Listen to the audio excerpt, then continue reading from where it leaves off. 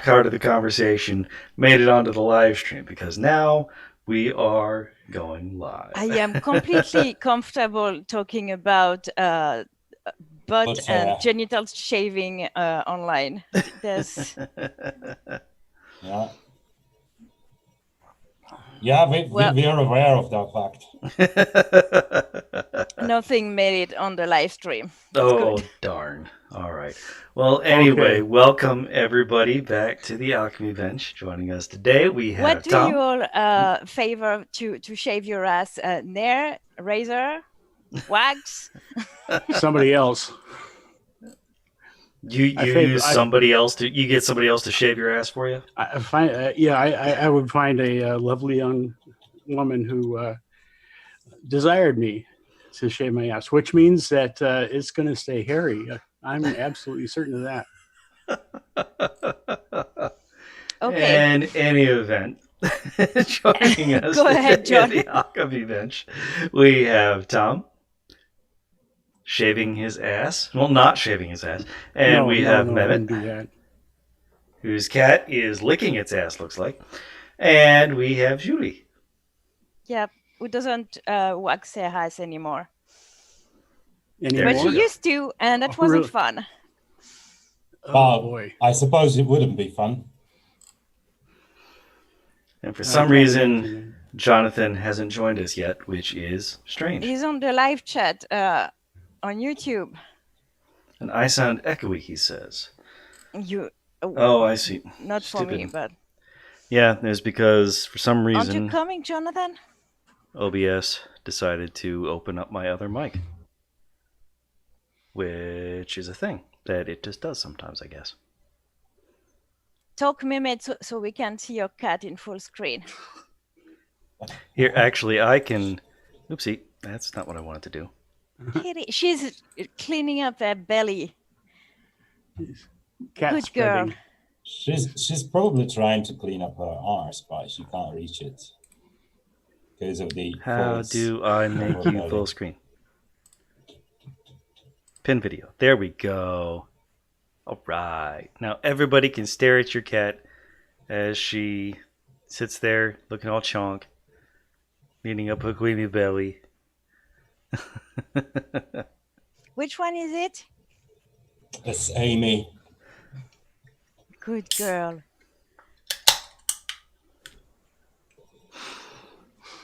Clean that up well. Now she's fascinated by the pillows behind her. Obviously, there's something outside. Duh. Oh, there is a ghost that we can't see. Yeah. That's she's probably tracking. Oh, the.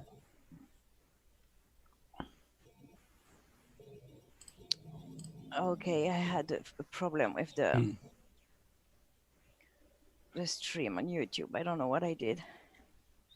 I think I hit pause instead of mute. That's a thing that can happen, I guess. Yeah. Oh, and Skag's in the chat. Yep. Skag and Mylene and Mithril. And that's all, I think. There's Tom and me and you. Mm-hmm. Mehmet, are you in the live chat? I am, yes. Awesome. Yeah, so there's all 5 of us plus 3 viewers, which is Mylene, David, and Mithril. Now, I would like to start this chat off with a bit of communist poetry. It's layered deep with meaning. If you fart, I was like, good gracious, ass is bodacious, flirtatious, trying to show patience, waiting for the right time to shoot my steez, waiting for the right time to flash them keys. I'm leaving, please believin', me and the rest of my heathens. Check it out, got it locked to the top of the faux seasons. Penthouse, rooftop, birds I'm feeding. Now, as you can see, he's eagerly awaiting the revolution. Like, good gracious, trying to show patience. Unfortunately, this guy is clearly a Leninist, talking about the vanguard. Me and my crew at the top of the Four Seasons. It's unfortunate. What the fuck are you on about? Penthouse, rooftop, birds, I'm feeding. No deceiving, nothing up my sleeving. No teasing. Is that a rap song? Yes. I was actually hoping that it was one of Britney Spears' songs because she's a comrade. Yes, she is now a comrade. No, that was "Hot and Her" by Nelly. I don't know who from that the is. early 2000s. I don't remember the early 2000s. Yeah, early 2000s are no go for me. So is early 2000. I guess it's R&B. Rap. Oh, okay. Yeah, R&B. There's no real rap anymore. Well, this was 20 years ago, so it might count as real Shut rap. up. I mean, by my count, between 1994 and 2004, not much happened in the world, or it might be that I might not be remembering most of it. So so her statement that there were no real rap back then resonates with me. Well, I guess there was the Beastie Boys, maybe. Yeah. I mean, they were technically around, I guess. They weren't making anything new. No. Were they? When was it? When was their last album? I think they did release an album in sometime after the 1990s, but after the death of what's his name? Oh, brain fart. Yauch and Barry. The guy who died. Two of them have died, apparently. John Barry and Adam MCA. Yauch. Oh, Adam. Okay, I was thinking about Adam. I don't know another one died. They apparently have 8 albums, and last one was in 2011. Licensed to Ill, 1986. And look who finally showed up. Oh, wearing a fucking trilby. Connecting. Going full neckbeard. Yes, on my phone because my fucking computer is so fucking slow for some fucking reason right now that I just... Oh, Geek is mad. Hi, babe. Yeah, that's why I'm just like join on the phone because just like I'm just gonna like hard reset. That's okay, babe. You can join. No, I had phone. to reset my computer too. Things have gotten I got a new computer, so I don't know what your problem is. Mine is fine. Mine is actually quite fast and responsive. Give it a month. Well, it's almost been a month already, and it's doing fine. It's maybe I'm downloading too many games because like Itch.io had that like a bundle for racial justice where it's just a bunch of like 1,000 different games that you can. Yeah, I posted it in the PM. Mm-hmm. Dungeons and lesbians. Yeah. Ooh. Was that just one game, or was that the? There's file? More than 1,000 games in the bundle for $5. It's an amazing deal. Among the games, there's one that's called Dungeons and Lesbians. Okay, I was wondering if that was the name of the bundle. That would be cool if the whole thing. No, the bundle. The bundle is called racial equality. Bundle for racial. Yeah, a bundle for equality and racial justice or something like that. So the proceeds, to buy all 1,000 games as well as like asset builders for those who are inspiring game makers. You can actually also buy some tools to like help make games. It's just $5. You are encouraged to say at $5 or at $20, so you can pay for what you want. You are getting over 1,000 games though, including like Tonight We Ride and other like cool games. And so you can pay for as little as $5 for the whole bundle, and some of the proceeds will go to the NCAA legal fund and other organizations like and that. The bail, and the bail. It's split between the two, and so far they have collected $5 million to split between the two. So a lot of nerds out there buying the bundle. Mhm. Oh, that's good to hear. Yeah, that's very good. There is also a social justice warrior game, which is a satire of online interaction. So the game's fun. I'll play it. But now I just realized. Oh, there's a socialist simulator. Oh yes, and there's Democratic Socialist Simulator. yeah, there's other like leftist games too. Like the recently released Tonight We Ride is also in the bundle too. Yeah, I'm just remembering the funny titles. It's all indie games though, isn't it? Like Yeah, pretty much. that's a good bit about it.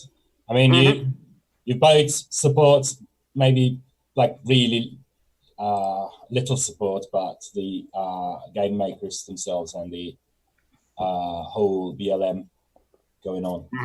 So that's a good one. And I'm pretty sure. Cute. She's chilling. Aww. Hi, baby. Oh, she can't I know hear you, I know I'm she sure can hear me. It's okay. But she understands the weird say hi to her. Hi, baby. Hello, kitty. You are very beautiful. Oh my god. She looked at me and her expression probably meant, what am I supposed to do with that? She's still making that face. Like, what the fuck did just happen? Oh, Humans. we're still have we thanked our patrons yet? Because we also got some new patrons as well from last time. Yes. Thank you. Thank you. All right. Patrons. We have like 5 patrons and you can't even remember their names. There are 7. We got new ones. There's 7. Oh, 7. We have Edie and hey, Joe Hilly. McClory Joe McClure. and Justin. Hey, Justin. And Marty. Marty. Oh, cool. And Tim. Tim. Oh, Tim is a patron now. Mm-hmm. Thanks, Tim. And Von Reck. Mm-hmm. And some asshole named Some Random Geek. Yeah, that guy's an asshole. Oh my god. That's a longer name than he usually uses. Yeah. You add the some asshole prefix to Some random geek is like Hi, Jordan. political violence. Well, thanks, 7 patrons. You rock. Mm-hmm. Well, you mostly help John pay for Zoom, so. and Buzzsprout, because we also do the podcast thing. At least it's just our portion of like the live stream. So yeah. I snip out like the first Isn't hour that or so, free? and No. John said yes. As in hosting it probably is not free. Yeah. Is it? Hosting the podcast portion, John. what's that? But can't you hear us? Yes, but I was looking at other things. What's up? Okay. Okay, so the hosting the podcast portion of Social Justice Alchemy, does that cost money? Yes, Oh. not much. Just Buzzsprout so that we can get a full hour a week instead of half an hour a week, basically. And how many people listen to the podcast? Me, at least. A dozen, 2 dozen every episode. Oh, Yeah. nice. Well, that's good.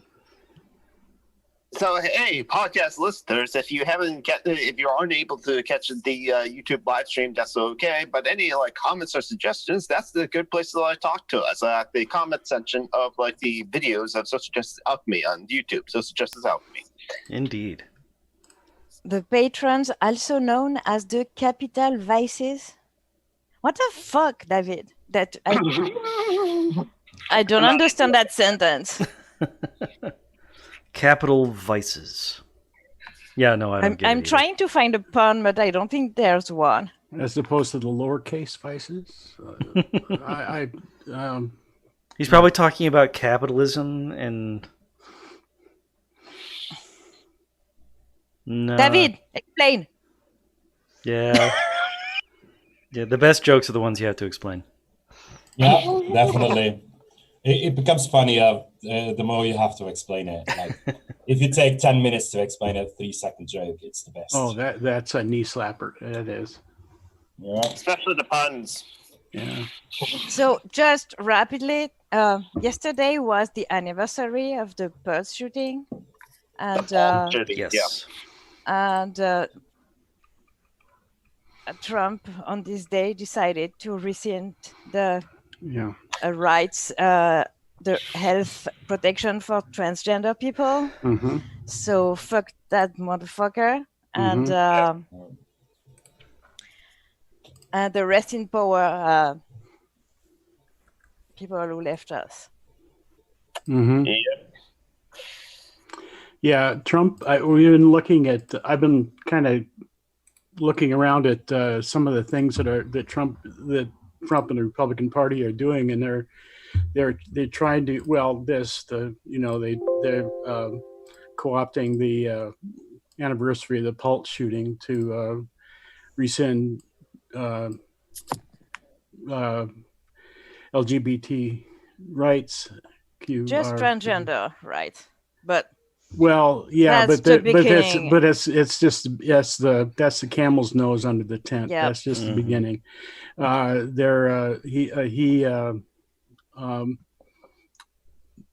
Trump scheduled his rally in Tulsa on Juneteenth. Yeah. And he's in fucking Tulsa. Tulsa, exactly. He did it on purpose. I don't know. I'm not really sure about that. I don't think he did it on purpose. I think this stinks of Stephen Miller.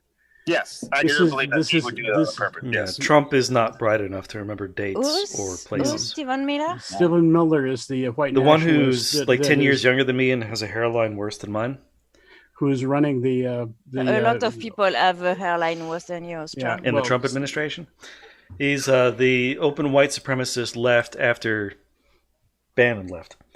Yeah, he's the one that's in pretty much behind the all the racist all the racist stuff, especially the border Stephen the stuff at the border. PH Miller.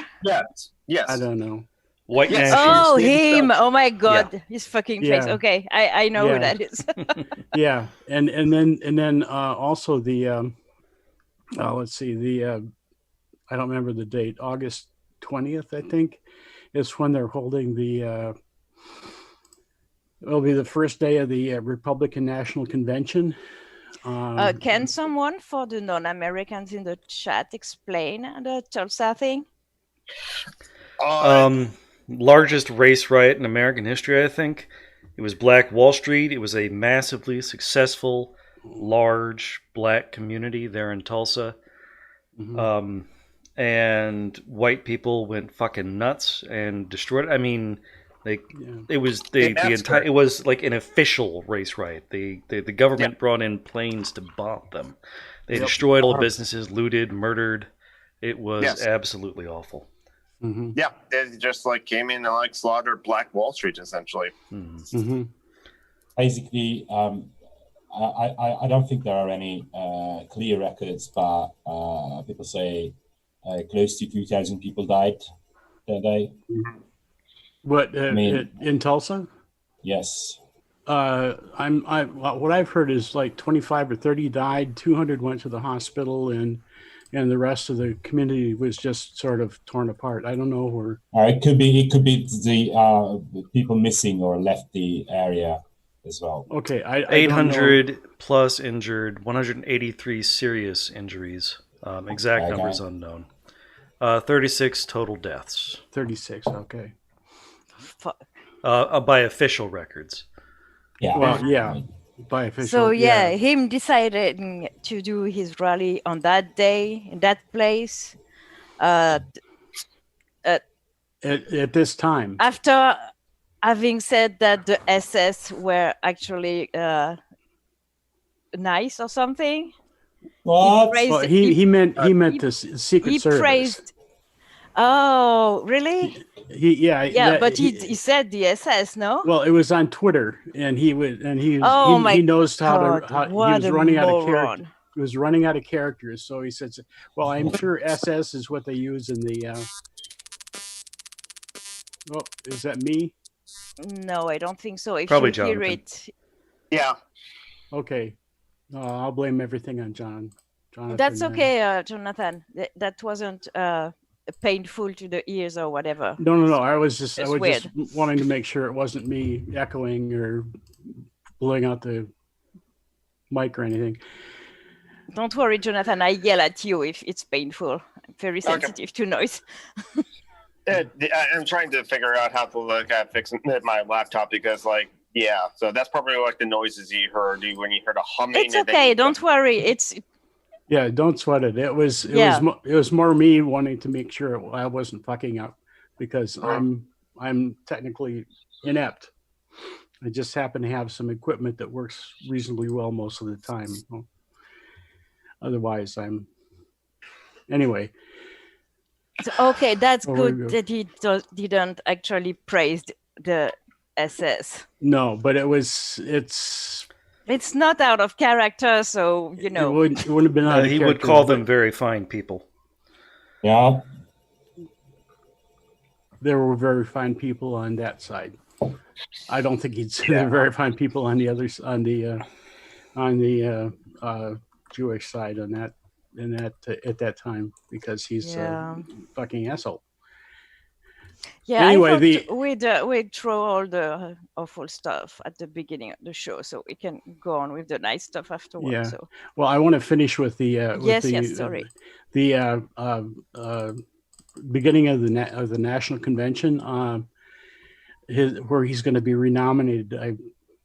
I'm 99.9 something certain. There are a lot of people that hate him, but he's the tiger they're riding.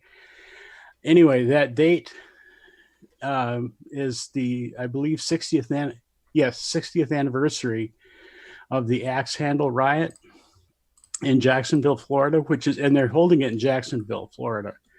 And that was where a group of NAACP freedom riders, well, not freedom riders, but NAACP people who had gone into Jacksonville to go to segregated lunch counters and sit in to try to, get served. And of course weren't served and were spit on and, hit and everything like that. And were forced out. And and white people started to beat them, these NAACP people. And that it swelled very quickly, and about 200 white middle-aged and older people, many of them Klan members, came with axe handles and baseball bats to beat these black NAACP people. When they got downtown to that area, they just started beating everybody who was black, and it was horrendous. And the cops stood aside and let everything happen. Oh God! Until what year was that? 1960. Oh, 1960. I was 12 years old. Was it still segregated? Yes, this is before 65. Okay. 64 and 65 was when we got the legislation to make it a little bit better. And whenever black citizens would step in to try to, stop the beatings, they would get beaten too. And the cops stood by and didn't do anything until a gang of black people called the Boogaloos came in to try to protect the black people in town.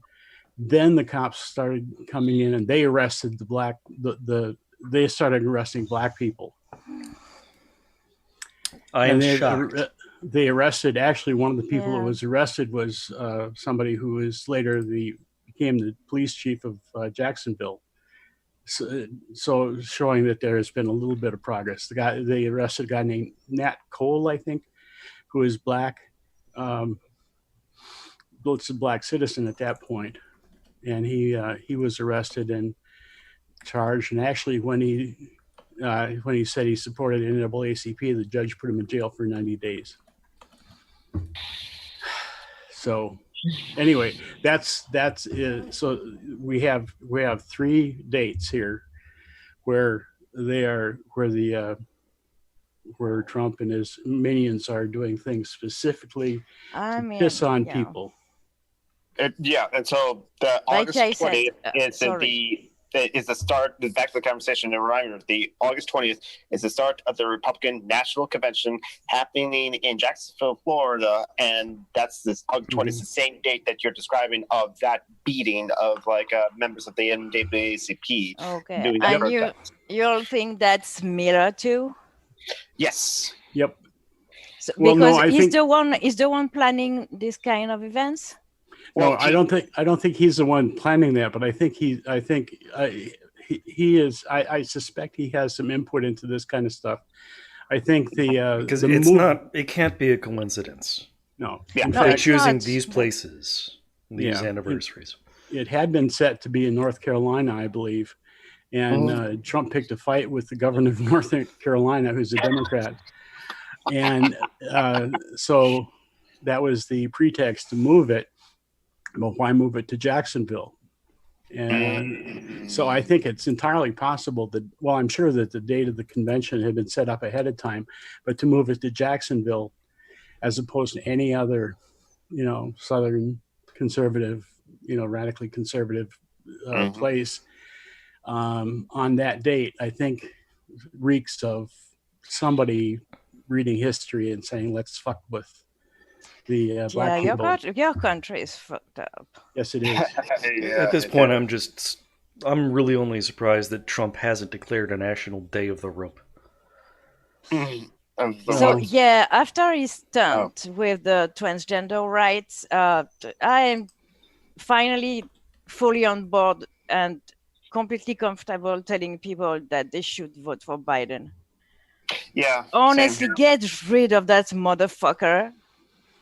Yeah, I don't think there's any real reason to. Well, unless you're a real, what is it, accelerationist who wants to make things as bad as possible so that we bring the revolution. Nope, I can't see. I mean, the revolution is happening right now. Will it be successful? I don't know. Yeah. But I mean, people are establishing communes in the fucking US.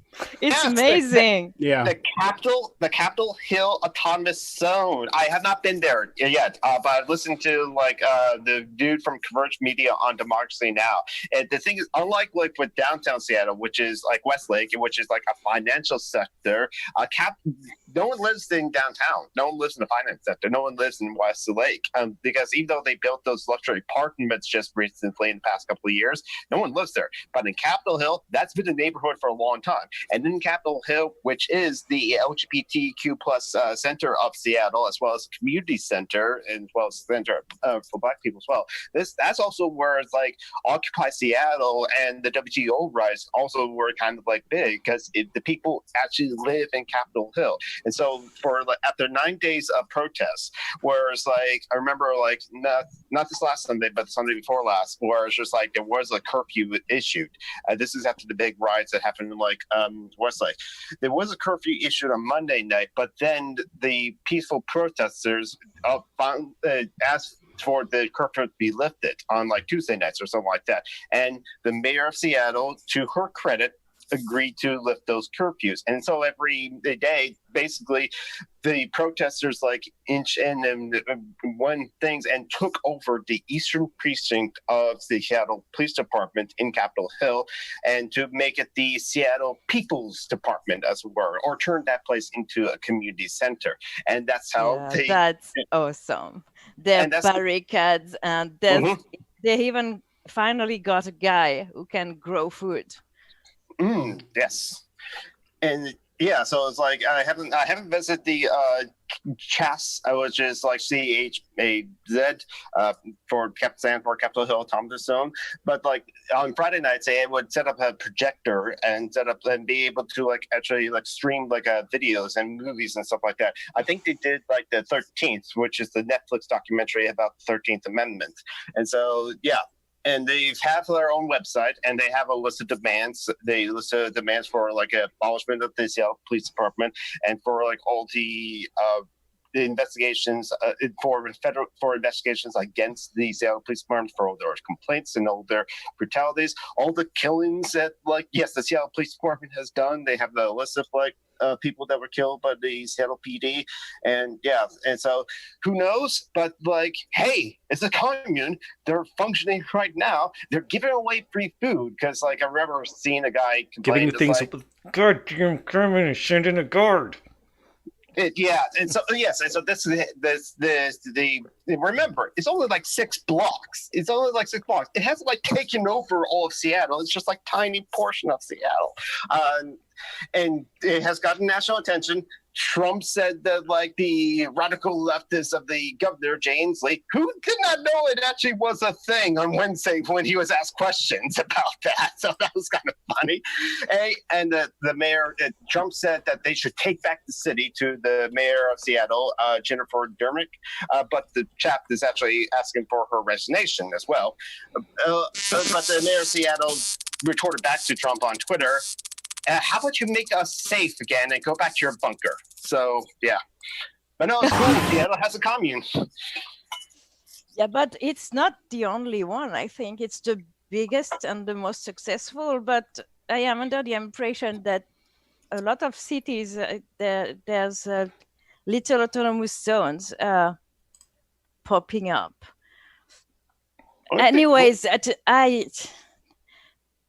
that's cool. Yeah, one really hopes, isn't it? Like, you could see oh, people. Amy, look at her paw. Look at her paw. I'm sorry, I don't see a cat. She's always like that. She's always like, and she does this too, like front right paw. Oh my god! It will curl, and she does this. And she's then, a chunky when baby. she needs to put her weight on it, she just doesn't. Like, Hi, she Phoenix. can't be bothered to just. She's a chunky girl. Yeah, she is. It reminds me of like some of Kevin Logan's cat videos of Rory cats, where he would poke at Rory cats and Betty. He's like, "Who got a fatty belly? Who got a fatty belly? Who got a fatty belly?" Yeah, the orange cats. Apparently, it's genetic. Orange cats have a tendency to grow fat. Yeah. No, especially boys. But Rory's it's in their genes. Sasha's getting kind of chunky. Yeah, it's an orange boy and he's castrated, so he's going to take more fat, which doesn't really mean anything. Merlin was castrated and he was never fat. But he was fat, you just couldn't see it under all the hair. Yes, exactly. Merlin made up for it for all that fluff. And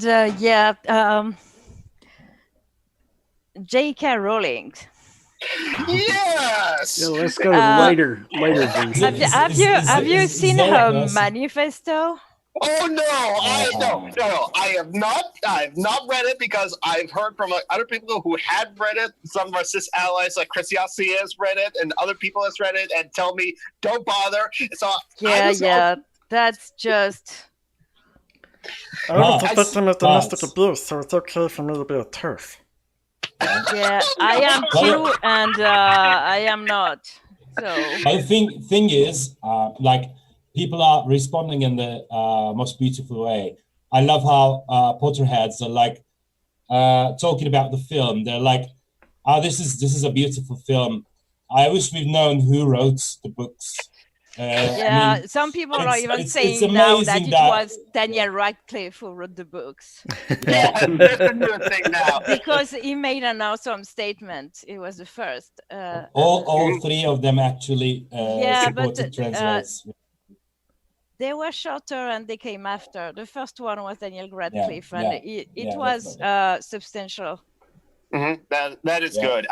But besides, we all know that, like, so now it's known that it was Daniel Radcliffe that wrote the Harry Potter books. As for and as we all know, also is Hasan Biko who created Minecraft, Ender's Games, and Earthworm Jim. Yeah. Jordan John P in the chat says J. Karen Rowling.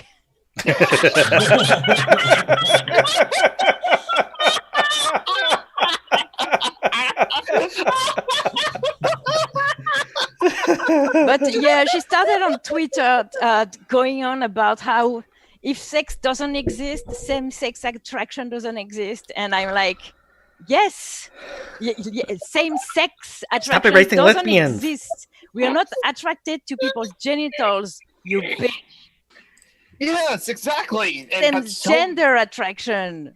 Yes, but so many people they're always so close to the point and yet so far away. It's frustrating. So, and also she lost her shit because someone said menstruating people instead of women. That's how it all started. Instead of women, someone said people who menstruate, and she was like, in an we article. used to call that women. And I'm pretty sure that that's how it started. JK doesn't menstruate anymore, so she should understand that it's a. Yes. Exactly. That's why when I talk about is she that old though? I think so. But that's why she started writing. I thought she started writing her books for her kids when they were younger. She's 54, so she's around that age. Yeah, and so she would have. Her kids would have been. I mean, that was a long time ago that the books were started. Exactly. Mylene, don't say triggered in that way, please. But it's a term for PTSD. We should not use it. Mm-hmm. Yeah, it's an actual medical term. So yes, but that's the thing when we're talking about people who menstruate made her lose her shit totally. Which honestly, why the fuck does she? I don't she's get a it. TERF. I mean, she's a TERF. Yes, but I don't get it. I don't get TERFs and periods and TERF and pussies and TERFs and boobs. Honestly, they're weird. conservatives. They're and they need everything to be very strictly defined, very strictly categorized, and very binary. Because if that's not the way the world works, then they kind Phoenix of says I'm not a woman and I menstruate, and exactly. I want to say I'm a woman and I don't menstruate. And that's the thing with like the discourse about like reproductive rights. It's okay, Mylene, babe. We should really say people with uteruses and talk about those, because there's even cis women who had hysterectomies and don't have uteruses. So that the uterati. Aren't we supposed to say uteri? Yes, I was going to be pedantic like John. No, I was doing something else. I'm saying we should call them the uterati. Oh.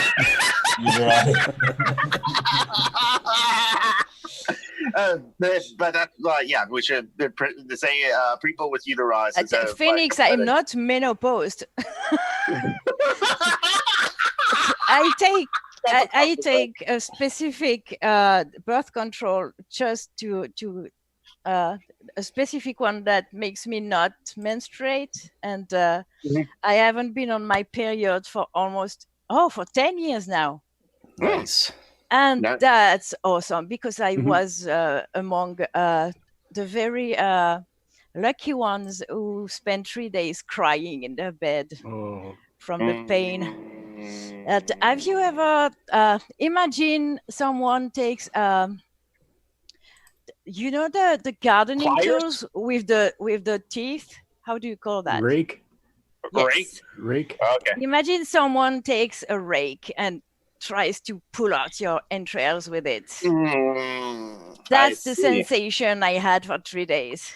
And no meds could make me feel better. It was So Well, now you have one that does. That's good. yay, birth control that Yes. stop them.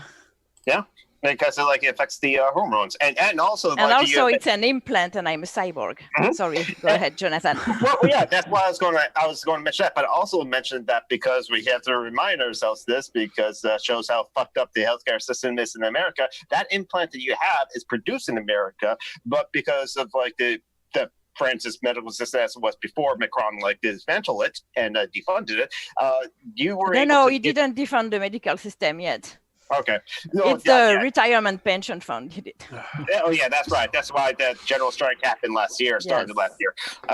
But it's a set price for you as a French person to buy for that same implant. But that same implant here in America, where it's produced, is a lot more expensive. Yeah, it's $600 to $800 in the US, and in France it's 150, and it's fully covered by Social Security and insurance, because in France we have a split system. 60% is taken by the Social Security, which is the state quote unquote health system, and 40% is taken by private insurance. But that private insurance doesn't have the right to refuse people, and it's for very good coverage you have $60 a month. It's really less expensive than in the US. Yeah, everything's less expensive than in the US. Yeah, but because we impose prices on meds companies. I mean, my fibro meds, Lyrica is so expensive in the US, it's ridiculous. And in France, we don't get a lot because they're really not, they don't want to lower their price, so they don't sell a lot to France. Yeah, exactly. And that's the problem with our healthcare system. Is and a lot of things with the US, it's the markets that decide on things, and just but yet there's also there's a lot of people that seem to don't understand. And I had this conversation earlier today of have you ever met an actual racist person? Or I pretty much said, hey, listen, if you were born and raised in America and UK and some other places, and you're white and you somehow are not racist, you're a miracle. Or you have educated yourself to understand the system of pressures of white supremacy. This guy did not like that answer at all. No, they never do they? Yeah, they never do. Obviously. This was also a guy that to be honest, if you put him on the same level that Trump, I get why they're offended, but work on yourself instead of shitting your pants. Yeah, that's a point we all have biases. It's human thing. All we are asking is try to work on them, please. That's not that hard. That's why it's a process, isn't it? Yes. You can't be really. No, we had a black president that fixed it. It's over. Shh. You can't ever be free of racism. It's a process. I mean, you can reach a point where it won't really functionally matter if we have dismantled the oppressive system as well in the process. But one person being completely free of racism is not possible as long as we have a racist system in place, is my opinion. Well, this was also a conversation I had with a person who hated the discourse around all cops are bad or something like that. So and wanted to defend the cops because even my Uncle Dave. Exactly. No. He actually said he went to the personal especially thing. your fucking Uncle Dave. I didn't say that, but I did say I am an anarchist who believes in all cops are bad. But he seemed to want to go back to individualism as opposed to to look at things as systematically. That was funny yesterday in Steve's stream. When he said, well, people don't really mean abolish the police. And in the chat, there was Jonathan, I, and other people that were like, yes, we really mean dismantle abolish the police. We actually mean it. Unlike kill all landlords and eat the rich, we actually mean that. I mean, what do you think we talk about when we say eat the rich? It's like the conservatives realizing the well, it is hard to tell because sometimes we mean it in Minecraft and sometimes we mean it in reality. Isn't it like, I mean, this ridiculous thing lately, conservatives realizing Rage Against the Machine was yes, oh my God. What kind of machine they thought they were raging? No, but that's something I realized. Did you think that was an ice cream machine? One tweet said. Americans don't listen to the lyrics. No, they don't. Not really, honestly. It's funny because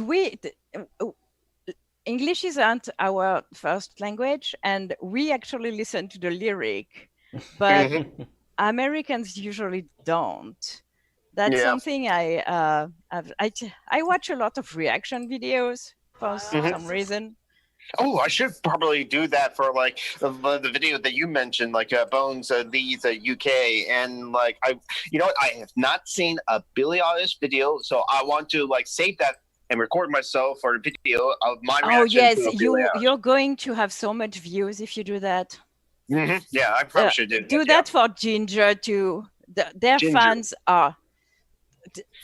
They're the best community in the world, I swear. If you want views, do that. Do Pisces first. Yeah, Pisces. That's very important. When people say what machine do they think they were raging against, it always reminds me of the White Man Marches On song from American History X. That's a good movie.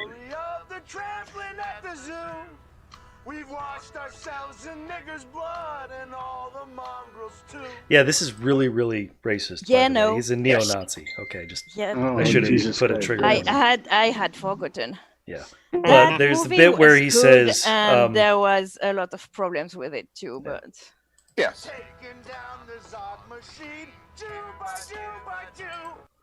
that's the machine I think they thought they were raging against. They said, cleaning out the Zog machine, Jew by Jew by Jew. Because on the right, they honestly think the Jews are in control of everything. They do, yes. Yeah, Rage Against the Machine. Really? So, but Rage Against the Machine is not that. So, Killing in the Name, the most famous song they ever did. I mean, some of those that work forces are the same that burn crosses. How do you not understand? I mean, they don't pay attention to that, Claire. Those who die are justified for wearing a badge. They're the chosen whites. What the fuck don't you understand in that? They just hear the phrase "fuck you, I won't do what you tell me to," and thinks about like them talking to the mother or the father.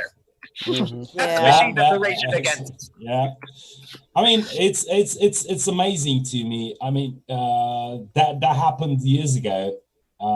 Another thing, I don't remember what the occasion was. There are so many of them in the States. Someone said, and another musician gets political suddenly to Tom Morello, and it's like I mean, I don't need to be what's the word? A political scientist. I saw that tweet. I don't need to be Harvard political science alum with honors to tell you the Trump administration is shit, but I am.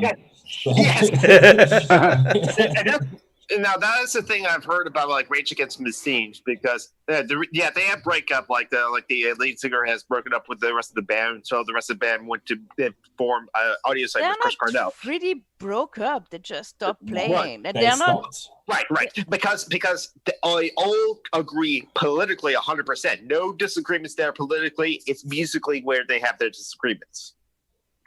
I heard. I mean, yeah, De La Rocha was, as far as I know, I mean, I am a fan, you know that. De La Rocha was a bit burnt out with the style of music they were doing, as far as I know. Who, De And La Tom Rocha? Morello wanted to, and Tom Morello wanted to do more like hard rock kind of thing, and you know, they just stopped. I mean, it wasn't like no, we're not doing that anymore, but more like they weaned off. That's when they made Audio Slave, no? I think so, yeah. That was so good, but I'm partial to Chris Cornell, so. Yeah, Chris Cornell's voice is amazing. Oh His my range, God, when he died, I cried. Yes. I mean. That was tragic. Him and Keith from The Prodigy, it really hit me hard. I mean, Suicides always hit me hard, but exactly. That was really like the guy from what's his name? The other guy who took his own life, a singer from a band. Kurt Cobain? No, more recently. Damn it. A band that I don't like. I want to say Limp Bizkit, but that's not. Can we all agree Limp Bizkit is terrible? Yes, but everyone likes the band I'm thinking of, but I don't like them. It's that kind of music. Avicii? It's what? Avicii? No. Oh, for fuck's sake, help me in the chat. Some skater hard rock singer who took his own life like 3 years ago. I don't follow Chester Bennington of Linkin Park. Yes. Oh, Chester Bennington, Linkin Park. Oh yeah. I did not know about that, by the way. Oh my God. Yeah, he did take his own life, and that was tragic. And Linkin Park's one of those bands that, like, I always liked Linkin Park, but sometimes they, in hard rock circles, they kind of get criticized as being like that hard rock band that your girlfriend likes. It talks to Best and Lendy, the crap there as well, definitely. But like other people that said, and this is something that I have to like reevaluate too, with bands like My Chemical Romance or like the band that did the Black Parade, or as it were, they are talking about they emo bands, My Chemical Romance. Yeah, I think so. Yeah, but like the point is like they are talking about their own personal feelings, as it were, and in some hard rock circles with toxic masculinity, that makes them not as cool, as it were. Shut up, David. Whatever you're saying. I have to reevaluate that. Like, no, it's something. It is something for basically teenagers in high school or early college to hear someone invoking how they feel so numb. Or that's fine. I don't know why people criticize. Yes, I know. Because toxic masculinity, honestly. Yeah, the teenage girls like it, so it's forceful. It's bad. It's the same issue. It's the same reason they went after Billie Eilish. I mean, yeah, that's ridiculous though, because I agree. When you think about it, the really big bands in history, they talk about existential crises and personal problems and stuff like that. When it's skater rock, it's we don't like it anymore. Why? Why the fuck? I mean, because teenage girls like it. What gives fucking Audio Slave the pass? Yes, definitely it. Teenage girls like it. Because in their eyes, a teenage girl is two things they don't like to take seriously: a girl and a teenager. So David in the chat says new metal should not exist. New metal gave a System of a Down, so fuck you. Yes. Oh, that's another band I wanted to bring up as a band that did not break up, but kind of like were a bit burned out. So like they kind of break up though. I think Darren Malakian and Serge Tankian have kind of fallen out. They competed a lot for leadership, I guess. They both made their solo bands that are awesome, actually. Okay, Serge Tankian solo stuff is amazing, and Scars on Broadway. Darren Malakian's band is awesome too. So Mhm.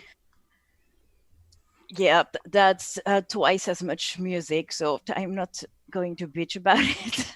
Those But- are me dudes. Yeah. Yeah, new metal, there's a lot of shit in it, but there's a lot of good too. So also, new metal kind of don't mean shit. I mean, Yeah. I mean, yeah, it's like I saying alternative back in the 90s. yes, Exactly. New It's- metal. There's a lot of subgenres of metal that are in Mhm. new metal, but Mhm. especially metalcore. That is my favorite. So, Ooh, I probably have heard some metalcore. What's our kind which of is why I like Ginger so much, because they're very. I They're- like they're on the- hobocore. What? Hobocore. What would be Fuck, some artist? shut up. Hobocore is homeless people standing on the street screaming. Oh, okay. Shut I up. should not identify that with a response then, should I? I was about to say some That's- examples of homocore. Mehmet's That's face when weird. you said that was iconic. Like, you know the meme I always use of And crap. Patrick Stewart Oh. making a face like, what the fuck is talking about? Yes. He made that face. But yeah, music genres like discussions have it's been weird. We talked about past social justice alchemy number 73, I think, where of like post grunge and stuff like that. And yeah, I will say Music is like, one of those things that you can't really define, separate it, and clearly delineated things, which is one of the reasons.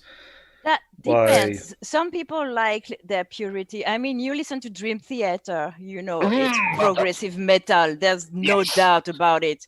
And I hate it, actually. There is actually. I mean, not all of their songs are in the same genre. It's, I mean, But I'm saying that you it's can't. There's metal, no. You don't but have to define definite, clear, absolute boundaries. You Yes. can No, blur but some from one people to the do. next. It's what I Well- meant. And generally, I don't like it when it's too pure, if that makes sense as a word, talking about music. That's why I like The Who and Bloody Wood so much, actually. right. And we're talking about the Who, the Mongolian throat singing band, Yeah, not yeah. the English band. No, Not I really. really don't like the Who from the 60s, 70s. 70s. Yeah, Let's I see. like some of their songs though. The Call Me's The Seeker, Pinball Wizard. Yeah, it's and for me, I used to be in high school, be like, oh man, that's like pop music. That's terrible. Probably like hating me in middle school when I listened to those kind of stations. But like I've grown out of it, where it's just like I like it if I like it, but like. I will reserve the right to criticize something I just doesn't feel right to me. Like modern day top 40 pop country that's on. I don't generally Yeah, like that's that. not my thing, Yeah. but well, I agree with to David. each their Yeah. own. I mean, I was a metalhead back in the 90s, Mhm. and I would only listen to metal. Like, Mhm. Same here. and there was a time when I was like unable to accept that I like other music too, Mhm. and Yeah. it was a social pressure thing as well. I mean, people think pop is for posers, and it becomes such a constant thing in your life. You're like, I couldn't what's the word, admit that I like Pink when she first came out. Yeah, Yeah. I was honestly, I was the same. And you listen to you hear some music, and in your head you're like, oh, I like that. You know, your body wants to dance to it, you want to sing to it, but you kind of force yourself to hate it. That I was like that with Britney Spears. It took me like 5 or 6 years to admit that I loved her shit, and that I found it fun. And I guess it's when I became an adult that I stopped being so narrow-minded about music, and that's what made me into reaction videos viewer, actually. Like metalheads listen to Billie Eilish, And Oh. you know, the Rapper- first rappers- time, Mehmet, the first time they see the video for "You Should See Me in a Crowd," I mean, Oh yeah. it's my passion show. Watching grown-ass men freak out because of Yeah, the I mean, video of a teenager. If you want to I haven't watch seen it, it. Jonathan, I'm not going to spoil it for you. Yes, please do. The Billie Eilish videos are usually freaky. Mhm. They Yeah, oh, yeah. they are fucking heavy metal. It's like I can tell that the reason that I talked about metalheads listening to Billie Eilish and freaking out is because if you've just casually heard her songs, you could think that she's like another pop star, but Yeah. her themes and her videos are Not so that fucking- particular song, but Yeah, I mean that song is not. she's not typical Not- of what yeah. she does. It's very honestly, you just change the instruments, just the instruments, and it's fucking metal. Yeah. That kid is awesome. Because it can't be that's again going back to like how you define music genres, where it sounds like with Billie Eilish, she has the metal attitude, but her music typically is not categorized as metal. Nah. No, but it's not metal. It's mostly electronic, anyways. Okay. But I like electronic. Yeah. she's She is metal. heavily influenced by a lot of stuff. I mean, she makes pop, but she's influenced by jazz, rock, hip hop. She's a fan of rap. That's her favorite thing to listen to. So her music is heavily influenced by a lot of things. And with her voice, her jazzy lounge singer voice, I don't know. I really like what she does. And I'm really not a pop person. There's exception. Britney is more. I love that pic you put up, John, actually. It's more of a, I don't know. Britney, I love her. So I like her music as a consequence. I really don't like everything she does. There's musically, there's just a few select songs. But this conversation is making me feel old. So what? I hear words that there are English words in there that I have heard before, and there are names that are reasonably that I've also heard. There's names like the Who that I love, and then there is the Who that I also like pretty well. The Mongolian folk, I think they're fine, but I love the Who that you guys look back on and think, fuck them.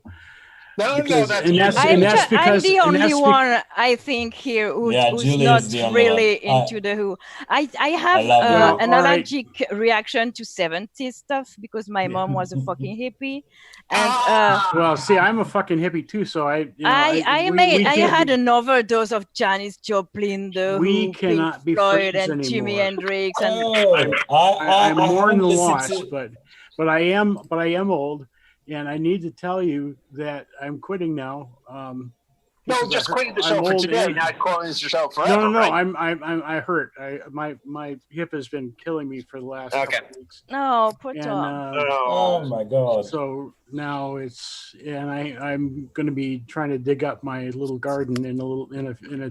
Oh yeah, I saw your son is finally popped up with competition. Yes, they are. I've got a bunch of them that I'm not going to be able to use even all of them. But I have to spade up this little 4x4 space, and that's probably going to kill me. And then I got to bend over to plant them. That's going to hurt. Mm-hmm. So I may be in worse shape next week than this week. Oh God! Right now, but anyway, the reason that I'm saying I'm old is because in 2 days, if I survive, I'll be 72. Oh, it's so a birthday. I want you to say happy birthday to me, or fuck your birthday. One of those two things. Happy birthday, sweetheart. Thank you. Is there anybody that's going to give me a fuck your birthday? Fuck your birthday. Thank you. Fuck your birthday. I'll play the arrogant work songs right now if I could, but like my computer's so slow. It's finally restarting it though. Well, I'm hoping that Mithril and David will also tell me to fuck my birthday, because that's kind of what I lived for. Well, I can't really do that. So, David says, "Happy fucking birthday!" Thank you. There you go. There you go. Have it both ways, David. Eventually, we're this going song to have the copyright strike again, John. And that might explain why so many people want to go faster and do more. Because for a huge group, which happens to include my friends John Linnell and John Flansburgh and their band, They Might Be Giants, they've noticed that time is running out.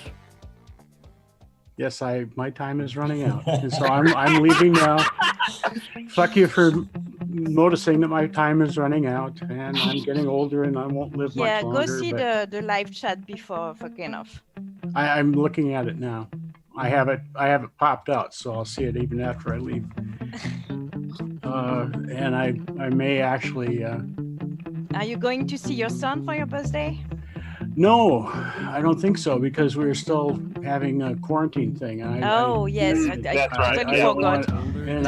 I'm so used to it now that I totally forgot. I've gotten used to it too, honestly.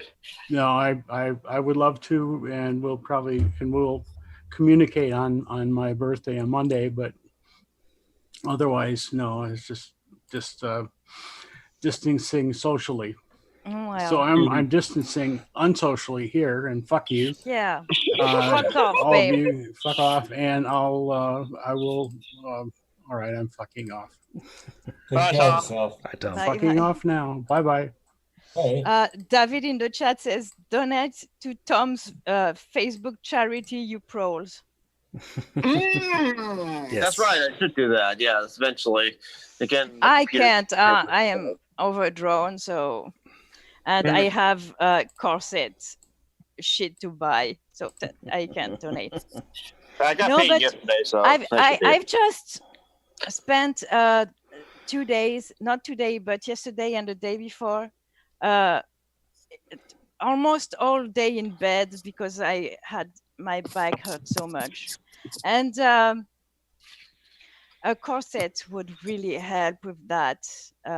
In addition to amazing boob support and sexiness overload. So, I mean, there's only advantages. So I'm going to do that. But there's a lot of shit to buy, like a busk to close it front and baleines and... You're gonna buy stuff actual like that. whalebone? No, you can't.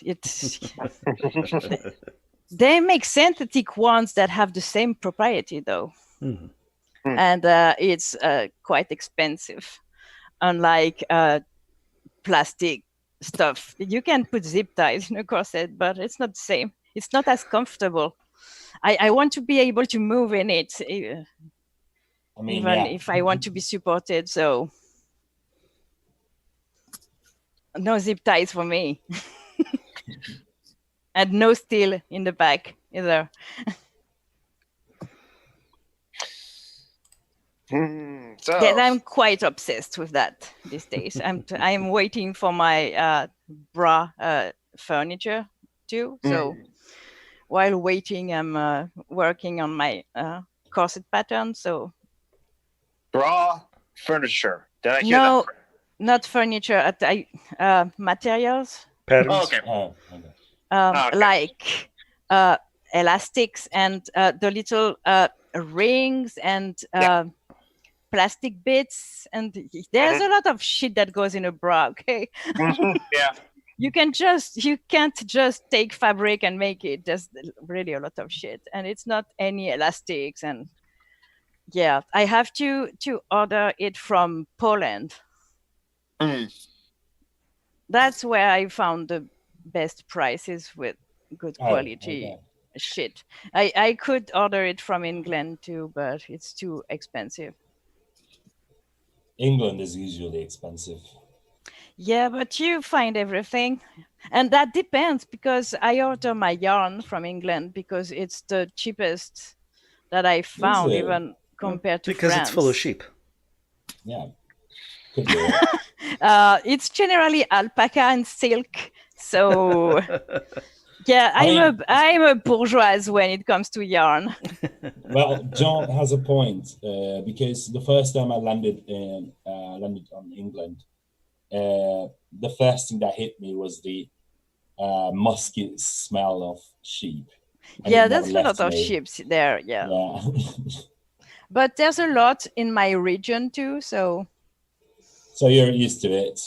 yeah, I'm used to cows and sheep. If I was brought up in a village, so I know that people are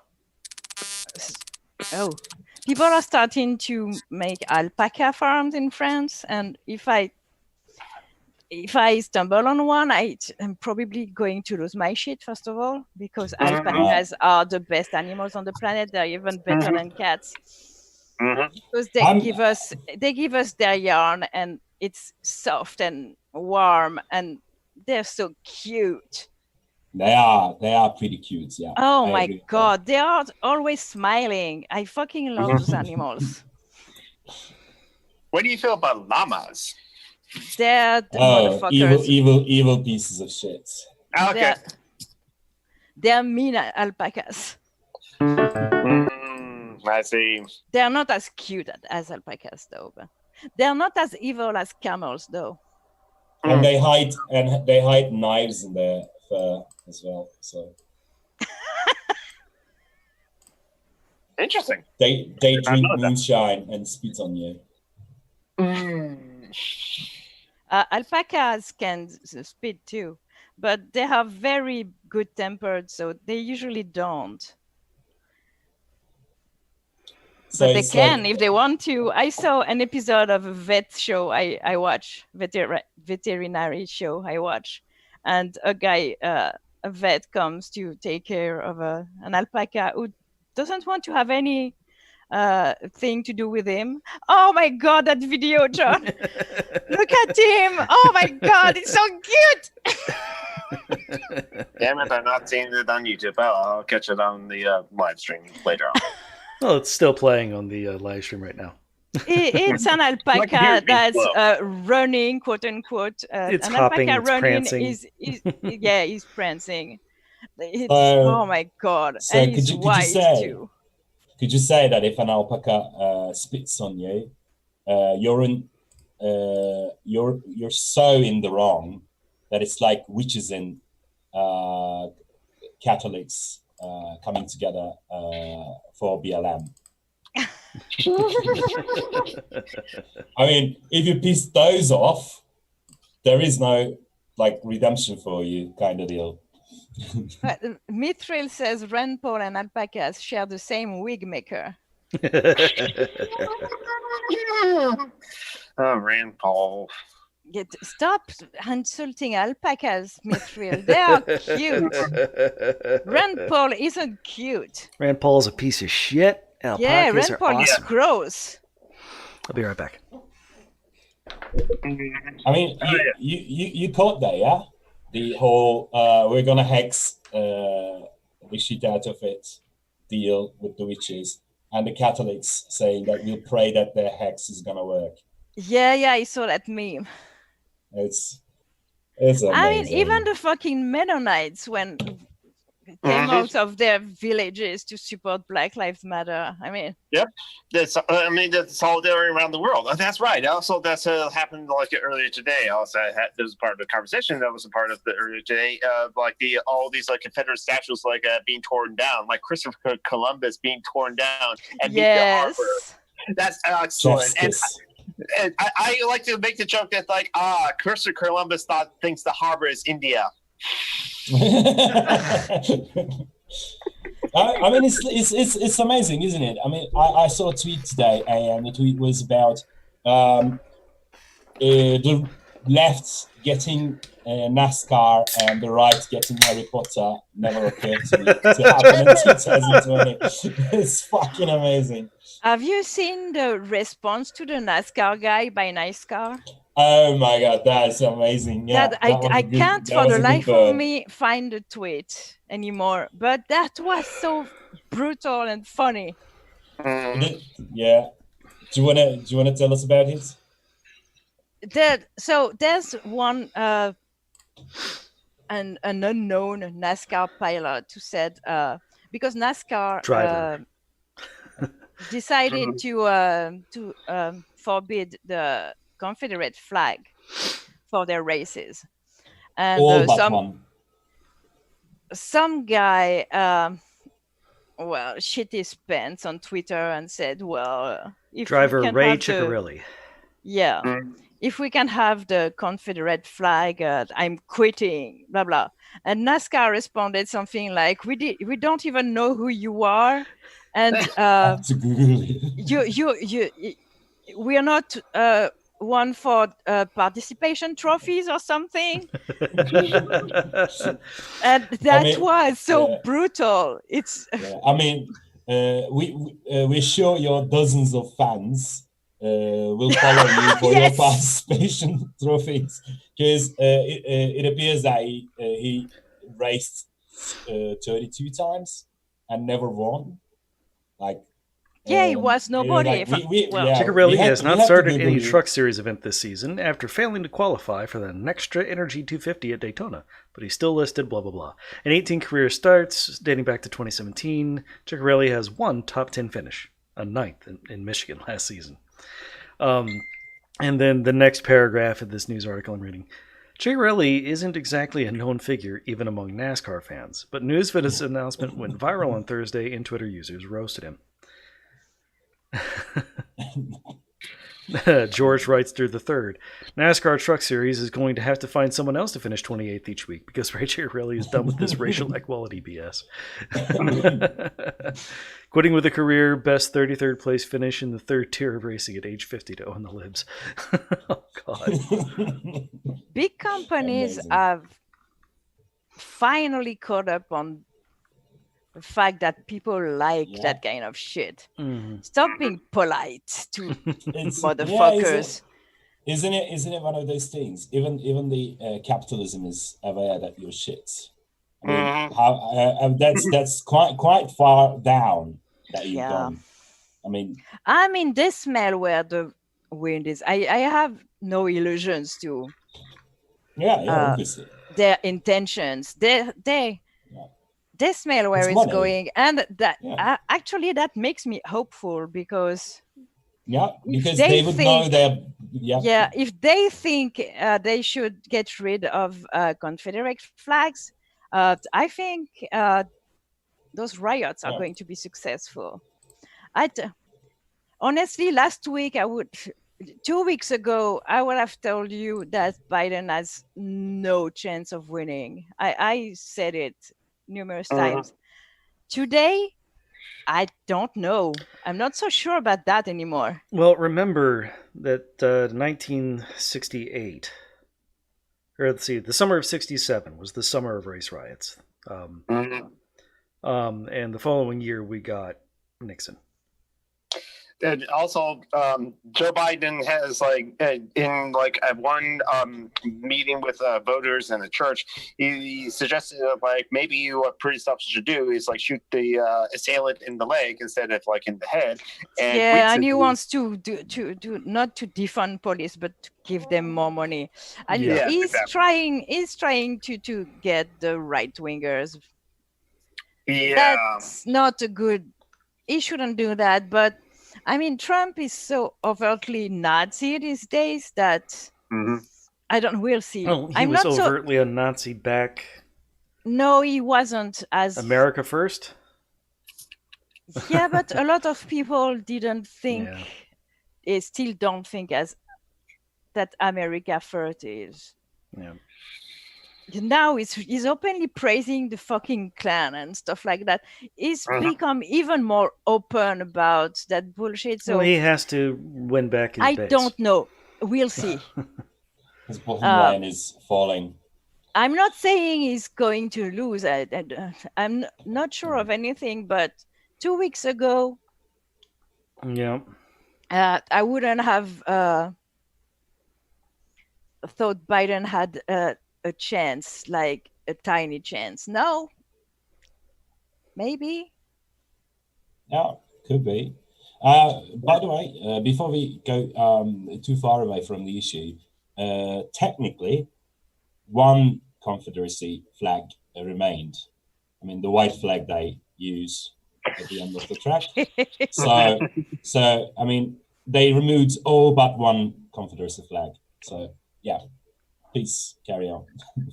Yes, but that reminds me, I want to look this up because I'm still pretty sure, last I remember, the Mississippi state flag as the Confederate flag in the So does Georgia. Yes, it's not even the real Confederate flag. It's a battle flag. It's one what's of his them. name? Bo one of of the them, yeah. column made a video about that. It's not the real flag of the Confederation. Oh no, Georgia changed their flag. My bad.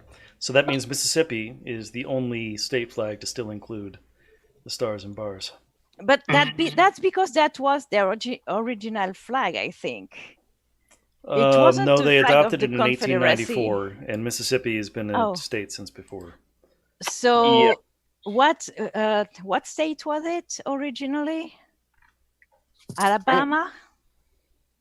Could be. The was- flag was, the Confederate flag was the Virginia No. battle flag. Oh, yes, Okay. Virginia. Or sorry, Which the is right battle there, flag right? of the Army of Northern Virginia. Sorry. Yeah, because the real Confederate flag doesn't look like that. Yeah.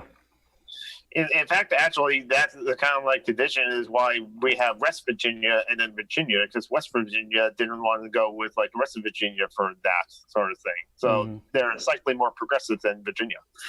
Though they were. And really what they were was not slave owners.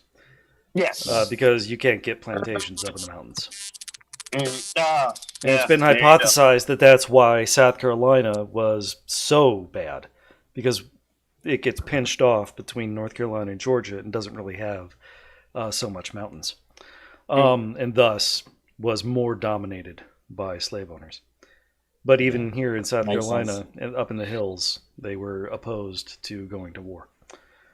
Anyways, the flag you call the Confederate flag that isn't the Confederate flag is racist. If it was really about heritage, like Bo said, if it was really about heritage, you would use the real Confederate flag. The So first there's that. image I put up talked about how the Confederacy only lasted 5 years. People aren't interested in their heritage if they're flying the Confederate flag. Yeah. They're just interested in white supremacy. That's all. Yeah. I mean, people keep saying things like fucking Nirvana lasted longer than Confederacy. So Also, I don't know if you caught up on that, but yesterday on Steve's stream, some guy said that blackface wasn't that bad every time, I think, something like that. He was bitching about some shows being canceled on Netflix because of blackface, and he was like, yeah, it's like prohibiting Nazis in movies. No, that's absolutely not the same thing. No, it's more like, canceling Sean Connery. Because the dude says, you know what, sometimes you have to hit a woman. Oh, God. You said that? Mm-hmm. Never I liked the mean- guy. No, I know why. He's been dead to me for many years now because of that. Did he say that a long time ago? He said shit like that a long time ago. Okay. I don't know if we heard, I don't know if it was as televised as before. Because because if a nothing long else, time Me ago, Too no bros, one gave a shit. Yeah, that's what I'm saying. I mean, with People Me Too still and don't stuff like kind that, of give a shit, but we at least talk about it and try to deplatform fuckers Yeah. like that. Try. But it used to be like a not even a blip on the radar. So Yeah, I didn't know that, but honestly, yeah, I like the guy in the Indiana Jones movie because he was annoying and it was funny, but that's it. The fun Actually, thing about Sean Connery is only like 11 years older than Harrison Ford. really? Yes, and James He looks so much older. Yeah, it's the white hair and the beard and stuff like that. But yeah, James Lipton of the Inside the Actors Studios brought that up to Harrison Ford, to which Harrison said, "Well, you know, Sean." No, yeah, that was a good movie. But yeah, the fun thing is like with like James Bond as a character. James Bond. I mean, I'm a woman. Serial I rapist, don't James think. Bond? Yes. The guy who raped the lesbian straight? One woman that likes James Bond. It's so not catered to us. I mean, maybe some like it, but I don't think I know one. I mean, honestly, Austin Powers in the first movie did not take advantage of Vanessa when she was drunk. He gets it more than James Bond. I mean, yeah, it's Austin Powers is awesome. I know it's super problematic, but yes, it is. It is problematic, but it's problematic in other ways, and it's a much better film than all of James Bond combined, in my opinion. It is problematic, though. Yesterday I watched Terminator Salvation, and that fucking Christian Bale. I didn't enjoy watching. I half enjoyed watching it because, let's be honest, Sam Worthington is heavenly. I agree with that. I definitely agree with that, and I'm not even drunk. And yeah, that was pretty to watch, but. I mean, is spoiling my my joy of watching movies. For those who don't know, Christian Bale used to beat up his sister and his mom. Yep. And he's a general asshole to anyone with whom he works, apparently. That leaked video of like that interactions on the set of Terminator Salvation, where he just screamed at like the lighting guy just for like walking in, not even walking in the frame, walking in the shot, but walking in the background in like Christian Bale's like eyesight, and it's like it's fucking distracting. Oh my god, fucking method actors. Just like Jared Leto, how he was just a piece of shit to like. Oh my god, that man! That is even worse, honestly. David says Terminator Salvation. Oh, Salivation, Rage Against the Drooling Machine. Not love. Don't encourage him. Too late, and he's our friend. Oh my god. Yeah, that movie is good. Terminator Salvation. I remember it took a lot of shit. Don't really know why. It was cool. Yeah, it was a good film in my opinion. I mean, the problem with that is generally if you change the lore of a well-beloved series, it becomes an issue with people. And the lore wasn't really changed in this one. It kind of was. Yes, but it kind of wasn't in the same time. It changed nothing for the first three movies. That's the thing, though. It changes nothing for the first three movies for me or for you, but people fanficked about it. You see what I mean? Like they thought about it, they imagined the world, and that's. Yeah, well, their head canon. No one is bound to their fucking head canon. Okay. Obviously, but that's what I'm saying. I mean, first Star Wars films, 4, 5, 6. Those tell you a story, and you can't really say that the new films were any different than those. But they were just very badly directed. I mean.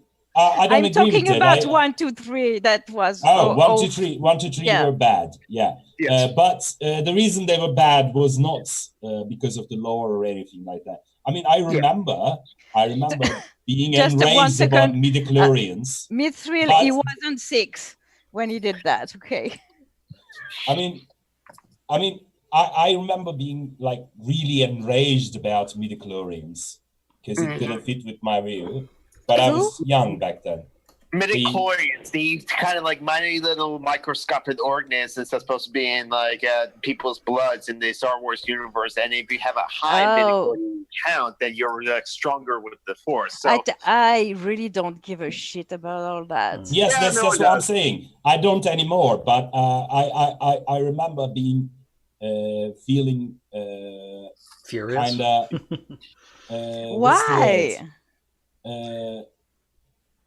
It's easier to nitpick than to point out that the movies are badly written and directed.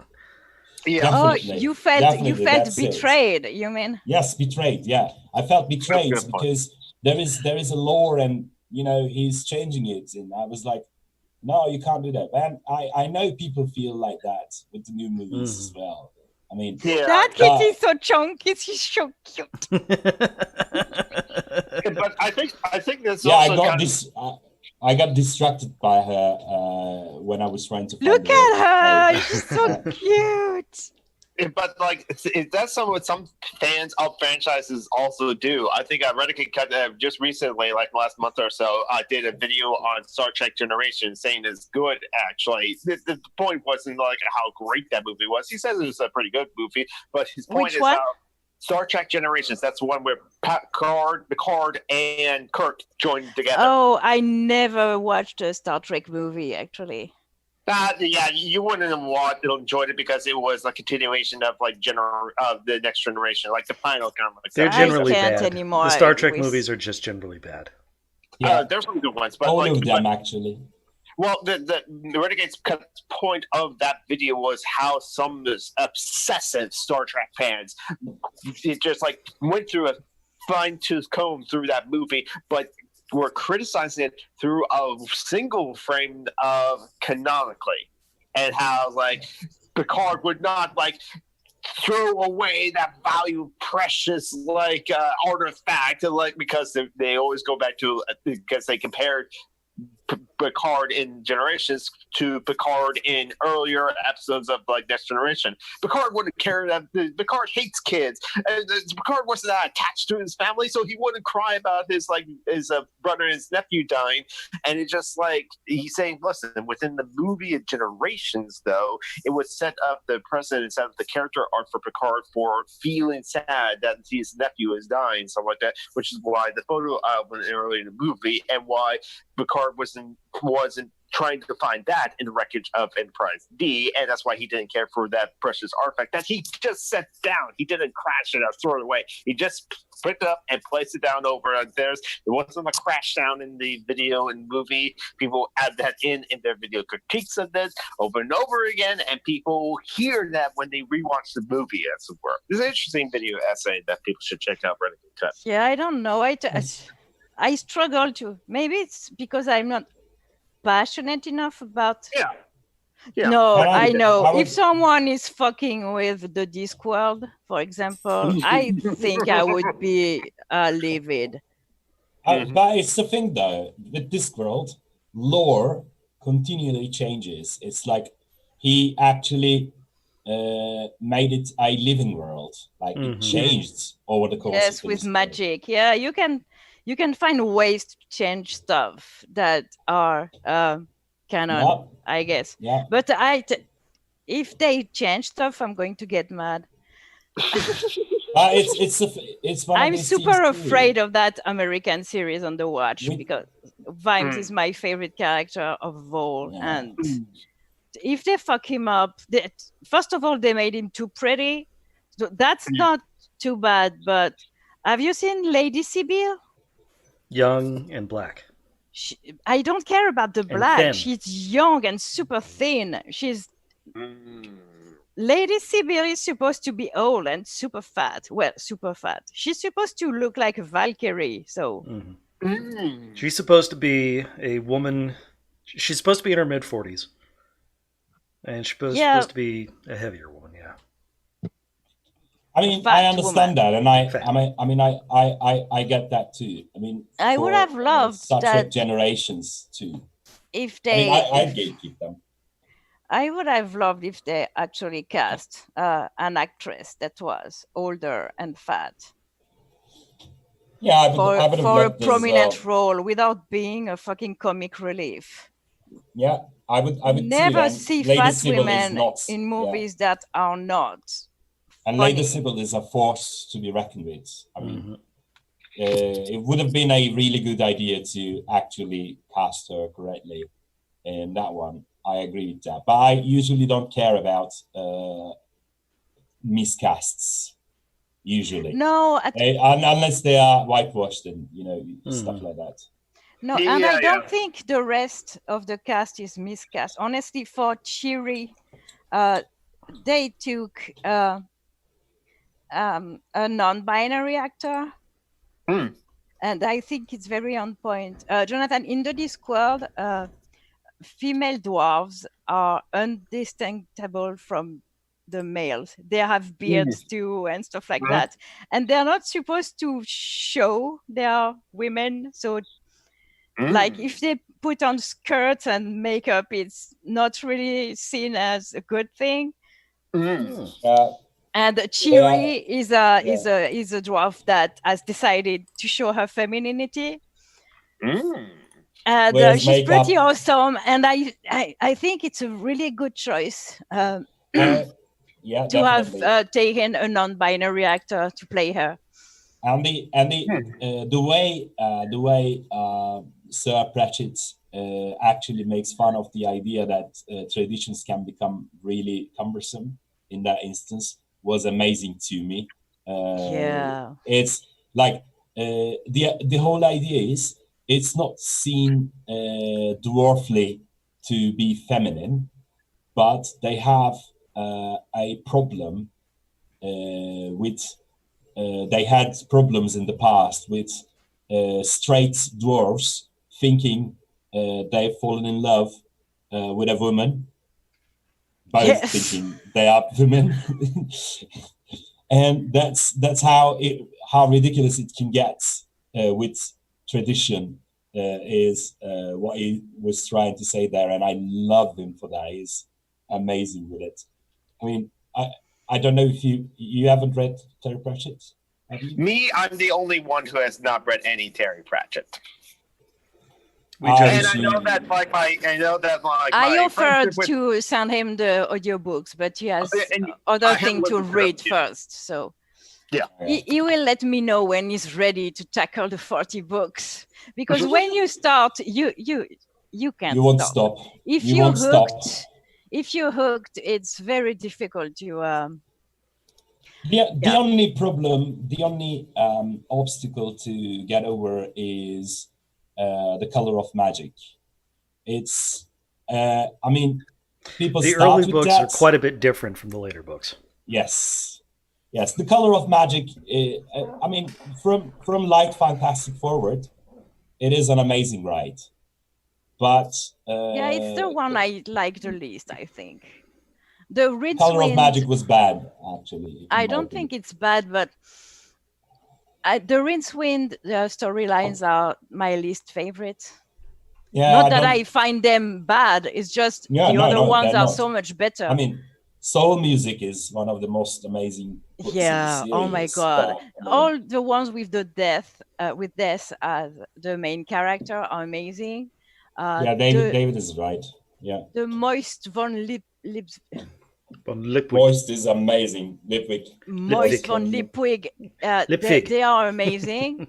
My favorite in order are Vimes, Granny, Moist, Death. I mean, my most Rincewind last. My most favorite Discworld character is not a fan favorite, but close to it. I mean, Vimes is my second best. No, Weatherwax is my second best. First one is obviously Tiffany. Oh, yes. Tiffany Aching is an amazing character. Try try reading them in English, Mylene. I'll send you the audio books. Yeah, And so much of Terry's work is and you wordplay. try to read The Color of Magic. It's too absurd for you. I'm sure of it. The Color of Magic is, it's that one. Yeah, it's a weird one. I love it personally, but I'm a Dungeons and Dragons player, and I think you kind of need to be in that mindset to appreciate it, to appreciate the humor in it, because it's very niche. The other ones are more accessible, and the ones with vibes actually they're just straight up. I'm going to say it in French for you, Mylene, but they're just polars. It's the crime procedurals. Is that how you say in English? Yes. Yes. Procedurals, yeah. Procedural. And I really love Rit Curly too. He's one of my favorite characters. Rit Curly and the Bursar, honestly, they're so funny.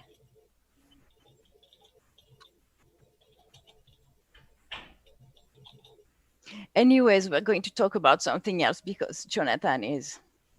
No, that's fine. You can talk about like Gary Pratchett all you want. I can be distract myself with how slow my computer is for some reason. I mean, the best thing about Rincewind is the librarian. Yeah. Yeah, with Rincewind stories comes the ape. Never call him and the luggage too. Luggage too, yeah. I mean, the luggage is one of the best character ever written. Yes, Stevens is amazing too. The mages in general are very, very funny. The Dean is an asshole, and poor Ponder Stevens is the only one with his head on his shoulders.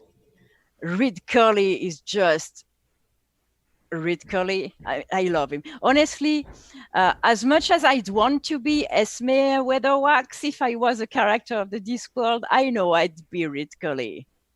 I mean, it's the thing, isn't it? Rid Curly, I really didn't like him at first.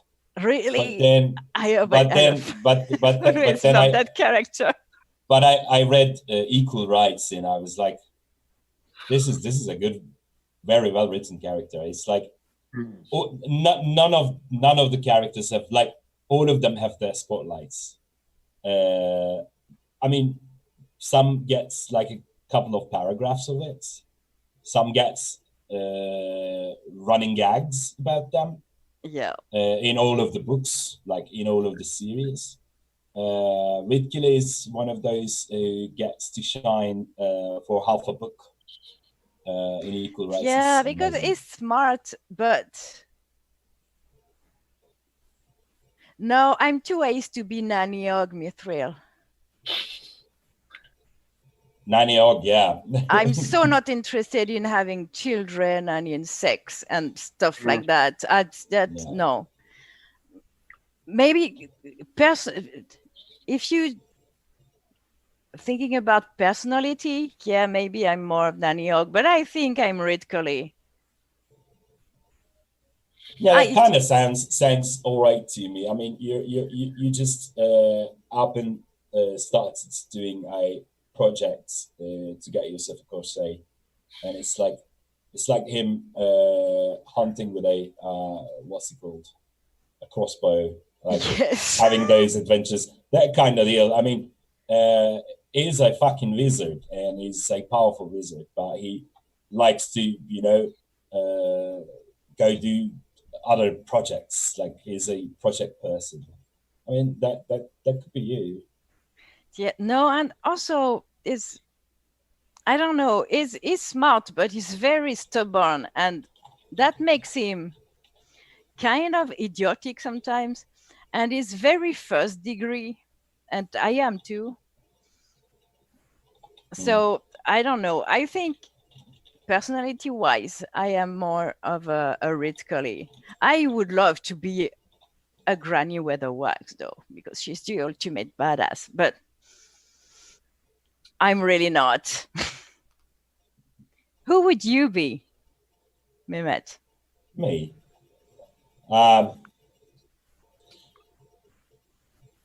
I know who I would be, but it would be really hard to explain.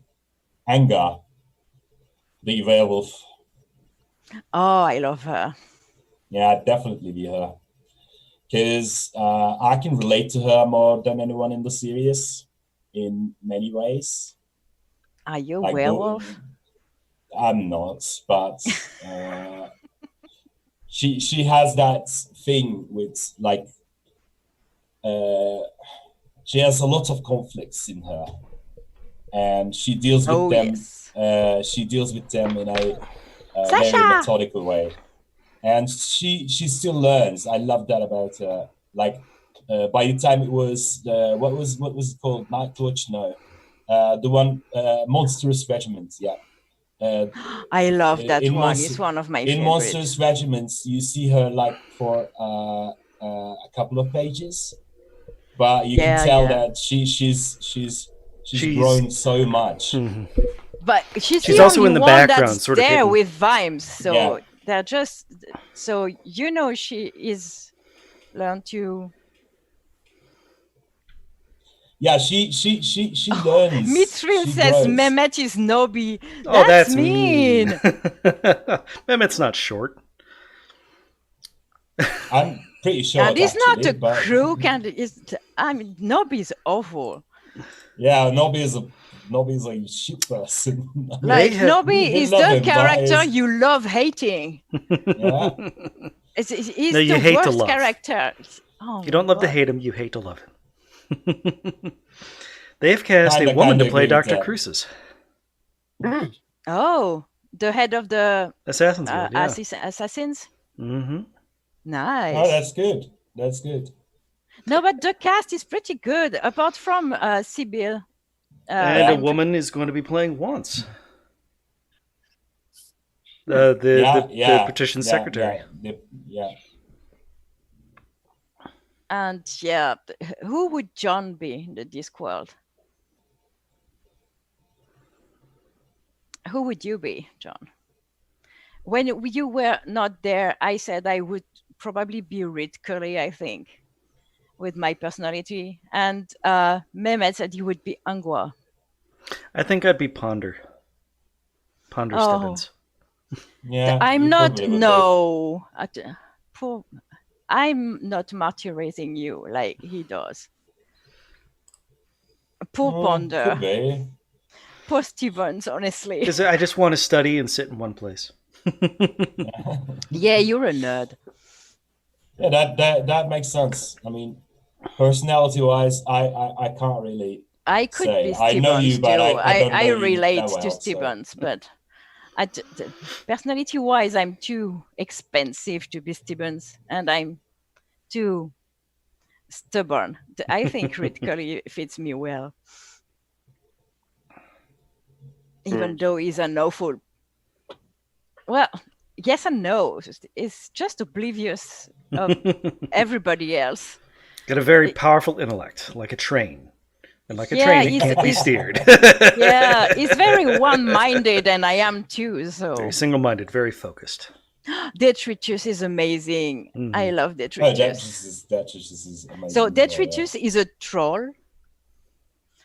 No, not a troll. Yes, a troll. Yes, a yeah. troll. That's a troll.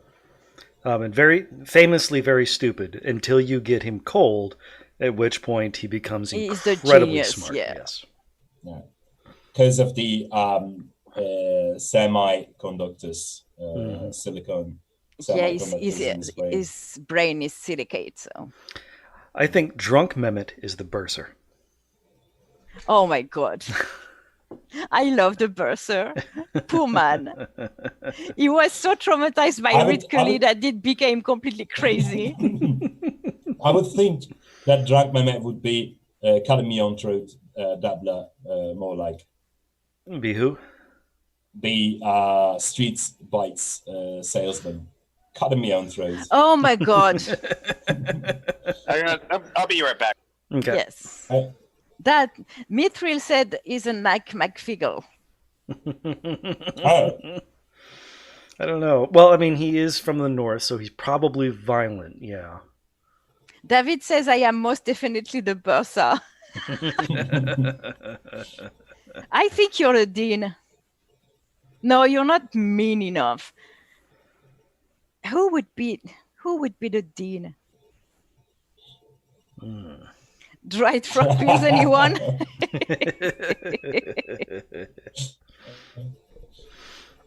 Who would Jonathan be? He doesn't know, so we have to choose for him. Let's see.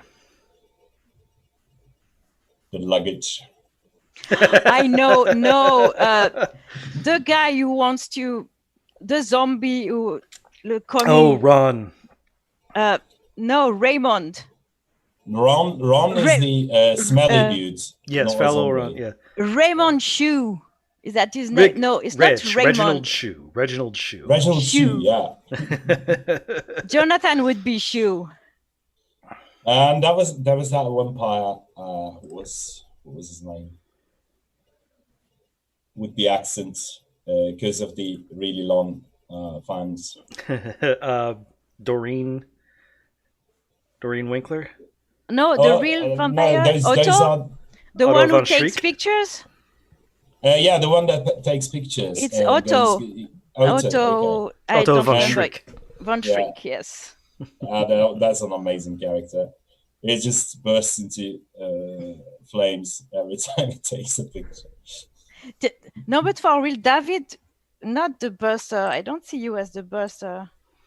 No. Let's see.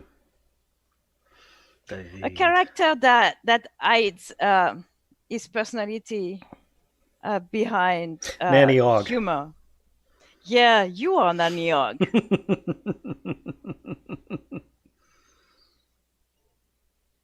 All of the witches are awesome. I can't remember the name of that one that got married to Magrat. Magrat Garlic. Yeah. Garlic, yeah. Amazing character. Because your mom got All of shy them are and wrote really it down instead of just telling the priest that her name was going to be Margaret.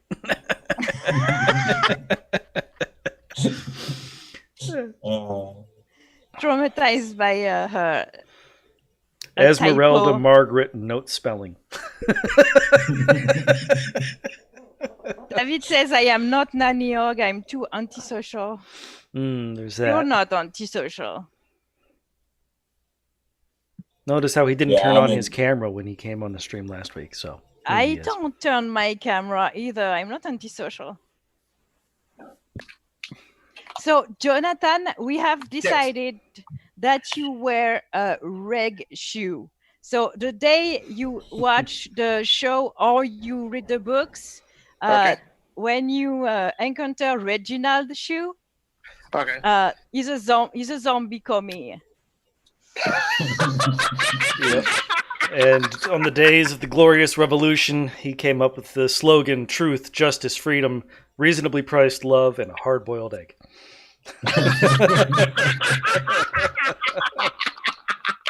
Night Watch is really the best of Oh, the I all. love that book. Oh, Lord. Night Watch is fucking amazing. Night Definitely. Watch, Monstrous Regiment, and the one where the witch is abroad.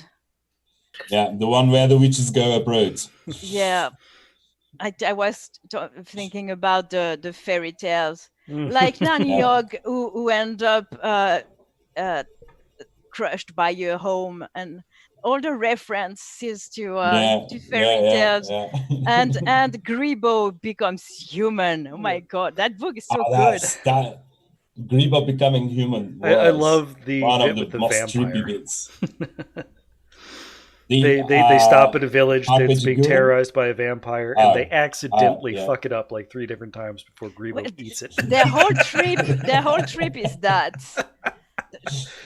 That was amazing, yeah. Yeah, I thought you were love talking that about book. Carpe Jugulum.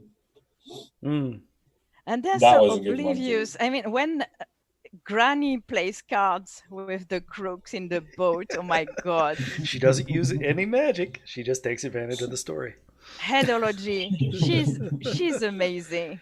Yeah, headology is an Headology amazing, works, amazing okay? approach. It Yeah, works. it does. It does. It definitely Even does. in the weird world, it works. Definitely does. I'm a living proof of that. Actually, it actually lets you grow and understand things, and that's one of my favorite things to do. So I don't know. I loved the idea there, the whole thing. It sounded like a new way of thinking, looking at the world. And I mean, it's not really well explained, obviously, because it's just it's just something from a fantasy book. But his way of dealing with the world, the understanding of the structures of the world, it's so good. I mean, I'm talking about Terry Pratchett here. Yeah. He's amazing with that. I mean, he's right so many times. Yeah. Through characters who are right in the stories. You see what I mean? Mm-hmm. I love him for that. He's a wise dude. But even Rincewind becomes more likable, quote unquote, with time, because he becomes more believable, even if he's still a coward and an asshole. Generally, he has a personality he didn't have in the first books. He actually made all of the characters tools for his stories, and didn't. I like use Two them. Flowers from the first books, but yeah, it's a good character. it's just because he's a pain in the ass. Just like the witches in Witches Abroad, he's completely oblivious of everything, of the number of times he almost died, and also there's a Cthulhu reference in that book. I mean, with the temple and all. Yog-Sothoth, the Keeper of Eight. The covers for the Von Discworld books. Geek has an issue with his laptop, his computer, and also we are talking about the Discworld, which isn't his. He doesn't know about it because he's a jerk. While we talk about that, he's doing something else.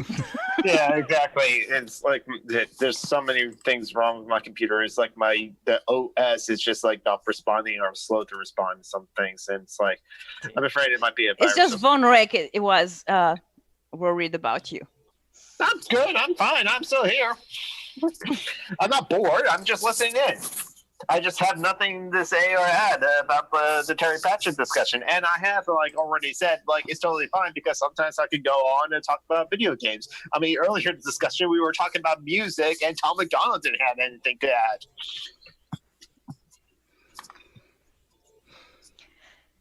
Yeah, I can talk about Pratchett and the Discworld for hours and hours. So oh yeah, same here, same fucking here. So let's change the subject. That's to give you an idea of how much I love that man and these books. It's the only books I have read in the last 10 years, I think.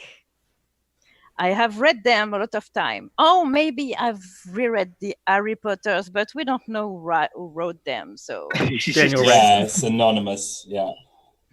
I mean, I have donated a lot of books.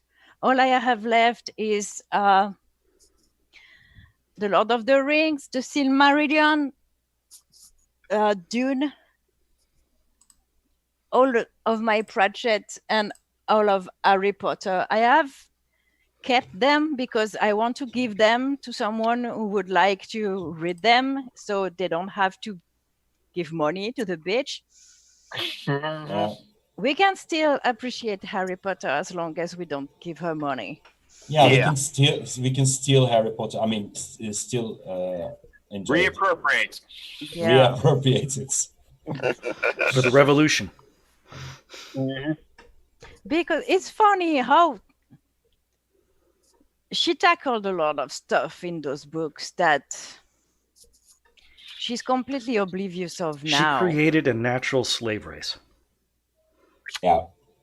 Yeah, I mean, there are a lot of problematic bits there. Yes, but the it's- natural slave race is proven to not be that natural. After all, they rebel, and it's seen as something good to help them emancipate. You're talking about the house elves, The right? house elves, yeah. And I mean- then there's the race of Jew stereotypes. Yeah. Yes, run the banks. that's yeah.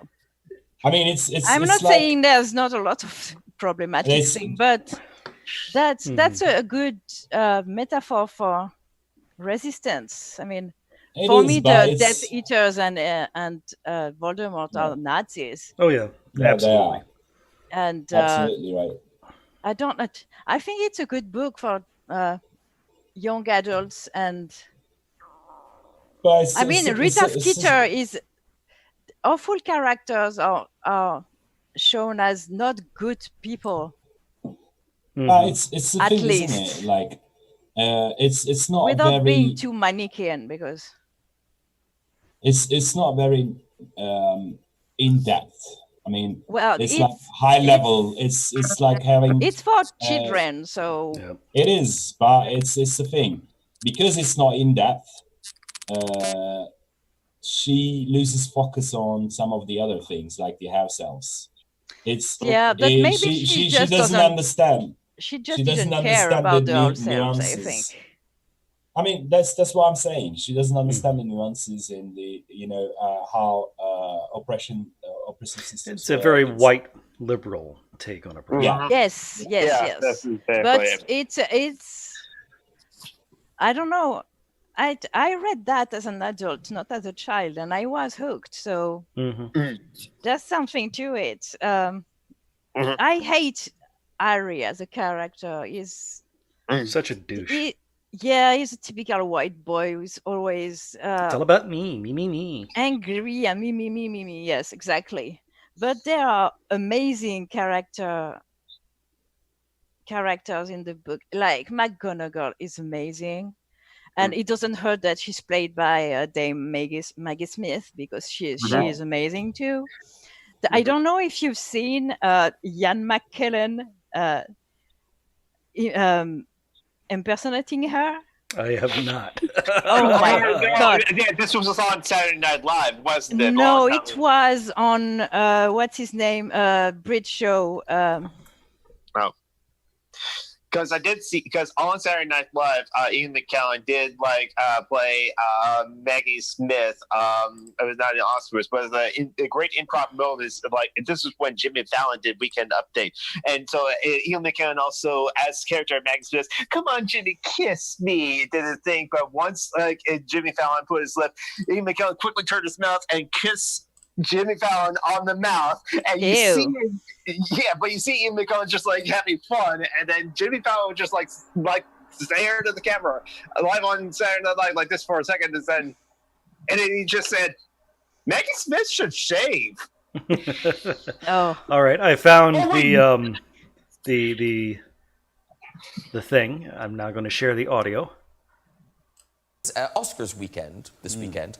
And, yeah, that's it. Ian, would you mind telling us the story about when you were nominated? That for, episode is amazing with the three boys. They're always touching each other. The And beads. Yeah. Well, they weren't beads. In New Zealand, where we filmed Lord of the Rings, if you're lucky, when you leave, you're given a piece of green stone carved, and you wear it often enough, and your chances are that you'll get back to New Zealand. That's the idea. And it'll bring you a bit of luck. So when those films were nominated for something like 20 Oscars on that night, everybody from New Zealand was wearing their green stone, their punami, they're called. And when we're on the red carpet going into the ceremony, I met Maggie Smith. Hello, what are you here for?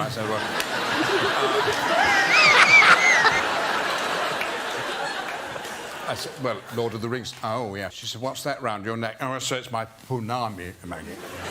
Oh, your punami, what's that for? I said, well, if I wear it, it'll bring me luck. And Oh, very nice. And we went our separate Even ways, makes and the you know it lasts for face. 3.5 or 4 hours, you know, don't you? Oh, yeah. Oh, God, you sit there and sit there. And at the end, of course, everyone else wins the Oscar apart from you. And a bit dejected, you're coming out looking forward to a drink, and you bump into Maggie Smith, and she points out at you and she says, "It didn't work, did it?"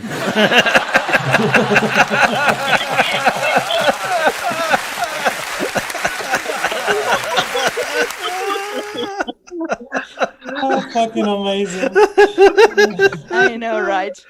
That whole episode of the show, if you have 40 minutes to spend, they are, the three of them together, they are so, it's the opposite of toxic masculinity. They're touching each other, like Ian McKellen and Patrick Stewart hold hands and stuff like that. And Those two are I don't awesome. know, they're so, They're so wholesome. yeah, they are. yeah. Honestly, these two men, friendship is goals. I mean, they've seen some shit in their life, and they Well, might have especially Ian been- McKellen. I mean, when did They it might- came out? It was super And recent. he marched in the 80s. He was...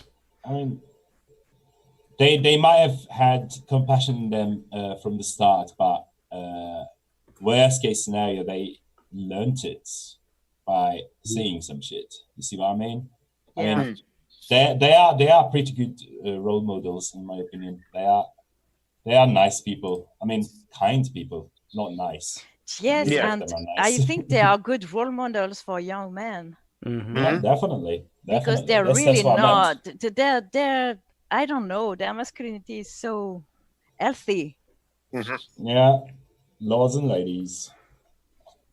I mean, no one would tell you that either one of them isn't masculine or. Oh no. And they are so not. They are both. toxic. They are both super sexy, by the way. Yeah, in that episode, they show photos of them where they were young. Holy shit. Holy shit, indeed. I mean, Patrick my Stewart God. when he had hair. Oh my God. It's not as pretty as Ian McKellen, though, but. Ian Intense. McKellen is a fucking. What's the word? Snap. Beautiful. Okay. That's maybe your word to describe McKellen slut. I mean, kind of resonates with me, the word snack. Yeah, I get it. I get what you say. It's not my, but I get it. And now, Yeah, I know. in 30 seconds, when you look in the chat, you will, or look on the YouTube, you'll see a picture of young Patrick Stewart. And yeah, yesterday I watched, I don't know, internet thing.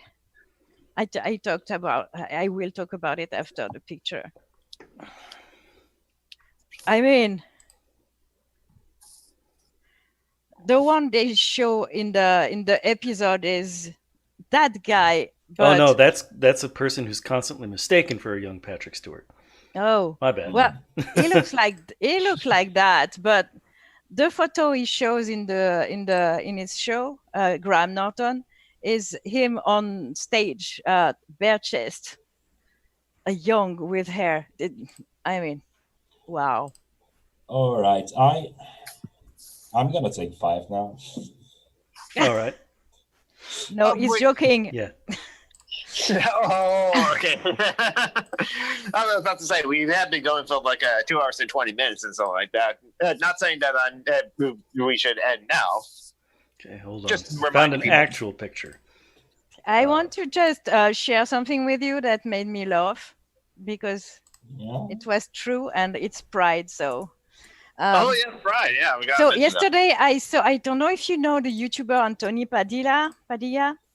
No. Anyways, he interviews people like autistic people, stuff like that, and his interviews are pretty cool. And he interviewed some asexuals, and one of the girls, when he asked them all if they enjoy sexual activity, she said something that resonated with me, and it was very funny. Oh, that's the picture. Oh, and she said, well, I'm not against it, but it feels like an invasive medical exam.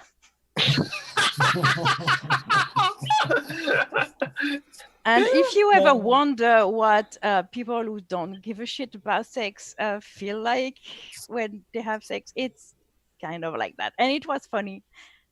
And it's Pride, so I guess I would need to share that. But yes, that young Patrick Stewart on stage is yummy. Yeah, definitely agreed there. He has a But very Patrick pretty Stewart- nose. But Patrick Stewart has like hair when he was young, because I've seen Star Trek Nemesis where a young Jean-Luc Picard is He full in wasn't his that. academy days. I think he started very young, looking like he was old, because Yeah, he went fully bald in his early 30s. Yeah, in Next Generation, he already looks old, even though he wasn't. But yeah. Still need to rewatch Next Generations, even though I'm in the early seasons, and there's some like terrible episodes in the early seasons of Next Gen. Code of Honor. David says, just saw a screenshot of Sweden's biggest newspaper with the comment, protests are getting popular, not just blacks. Hundreds of parents and children are protesting in New York. Hundreds? You know, yeah. Of parents and Hey, children. Do they even have any idea how language works? I mean, it's Sweden, so. Is there like a nuance? Does Swedish have like different words for black parents and children versus white parents and children? I don't know. Because pretty much, because of that, the vast majority of black people are also parents and children. That's yes, but that's weird headline. Yeah. We can and hundreds of parents and children. I saw this as a news headline. Apparently, Senator Lindsey Graham had his primary elections, and he won his seat back. Again. Really? So, yeah, so no one's challenging. Am I correct that no one is challenging like Lindsey Graham, or not at least in the Republican ticket? No. Yeah, no challenge from the Republican side, but there is. Oh.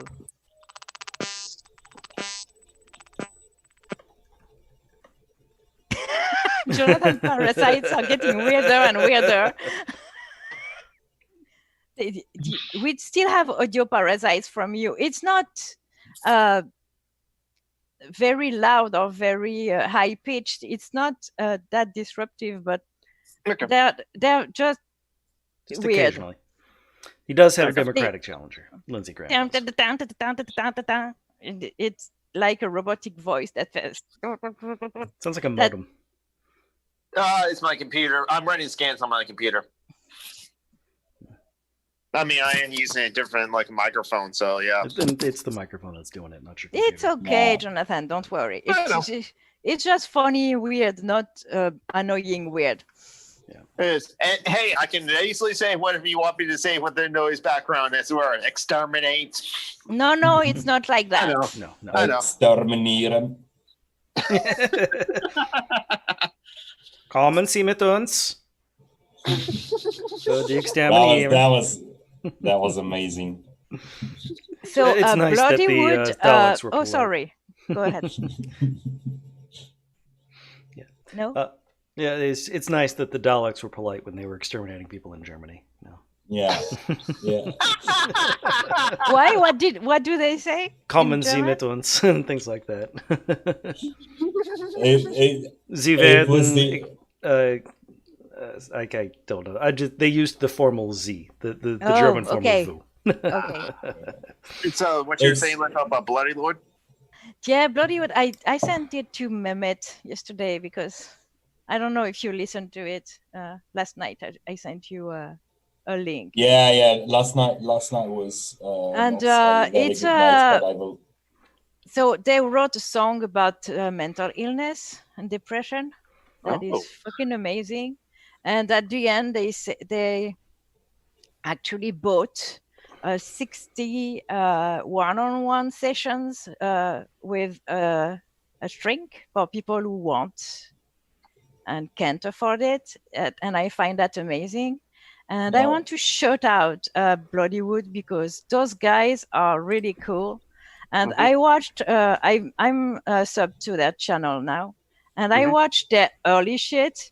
And it's mostly covers, funny covers of popular songs. Yeah. They are pretty amazing. Yeah, but I mean, even humanly, they're really, I mean, they use their Patreon money to gift shrink sessions to people who want, to anyone. And I find that a lot of people, artists, wrote about depression and stuff like that, and don't really put their money where their mouth is. They profit from it a lot. But I think that's amazing, and I wanted to shout it out. Yeah, they are comrades. Yeah, they are really good. So Bloodywood is a Indian metal new band. metal band. New metal. Yeah, that's. They say street metal, but that's really new metal, to be honest. Yeah. I mean, the verses are rap and the choruses are sung. Well, screamed. Yeah, they are. That guy is fucking scary. Yeah. And at the end, at the end of the video about mental illness, where the guitarist explains what they are doing, and you see the other ones, the other member of the band in the background, playing with stones on water to make it skipping stones. Yes. And I don't know, that whole section at the end after the music video is really, really nice. It's very relaxing, I think. And you see that guy who is always yelling, who is scary looking, skipping stones and laughing in the background. It's, yeah, if you want to be a patron for a good band, you should be a patron to Bloodywood. That's all I had to say about that. Yeah. They're awesome, actually. Like in 2019, when that rapper officially became a member of the band, it was that first song that I saw that you shared on like Facebook and stuff like that. I forgot the title of it, but it's just like in the chorus is like "Expect a Riot," and the one that I Machi Basad. Machi Basatek. That one is really awesome. It's the one where they mix the most metal and traditional Indian music, like Bollywood. And it's really, I love that one. It's my favorite. I mean, India has like a direct action in the past year as well, because like last year, India Parliament had a citizenship, a passive bill for like tests of like citizenship. Basically, it's just like, if you're Muslim, no, you won't be a citizen. They have a song that's called Ari Ari Ari, and in the lyrics, in the lyrics it says we have more drama than HBO in India, and that's kind of what's the word? True. Clever. Yeah, true. That wasn't the word I was looking for, but true is, it works. Good enough. Yeah. Fucking Churchill. True is true enough. Fucking Churchill, yeah. Fucking Churchill. The caste system is bonkers. Yeah, it's kind of fucked up. But... Yeah, exactly. That's and also like what happened recently in the protest in like a UK. Someone wrote underneath the Churchill statue was a racist. Yep. So also, I want to address some drama vaguely, because people who are concerned will understand if they watch this episode. Jonathan didn't backstab anyone, okay? People who are patrons are automatically added to the Discord server. And I don't know how to say that and still be polite, because I'm getting fed up with the high school drama, but you don't have to forgive anyone if they have personally hurt you, but if they are genuinely sorry and regret it and are trying to fix it, we are not bound to hate them just because you want us to. Is my point. There, it's my vague booking of the podcast today. That people who are concerned will understand. Stop putting the responsibility on Jonathan. It's not on Jonathan. Jonathan. On Jonathan. No, but that's something. Jonathan is nice with everyone, and he's always the one who gets dunked on when something is between Christie and the thing with the vague booking I'm doing now, and fucking Dr. Babylon on Steve's. Yes, and people on Twitter. Everyone is dunking on Geek because he seems like an easy prey because he's nice. He's not an easy prey because to Dr. Babylon, I did call him bootlicker, and well, he is one. Yeah. So, anyways, that's not my point. My point is, if you fuck with Jonathan, you fuck with me first of all, and stop always putting the responsibility of stuff on him. The thing that caused drama, I asked before in the chat, and no one said, no, there is a problem here. No one said anything, and acting like it's Jonathan and Phoenix's fault. It's fucked up. That's all. I'm angry on behalf of my friends, okay? I don't like high school drama. That I am 41, for fuck's sake. Now, I understand when people have issues with each other. It's a thing. It's not my fucking problem. Yeah. And it shouldn't be Jonathan's fucking problem or the podcast fucking problem. Well, since you're talking about Jonathan, I'm going to dunk on him as well. Because of Jonathan, I have a slight headache coming on. That's definitely your fault.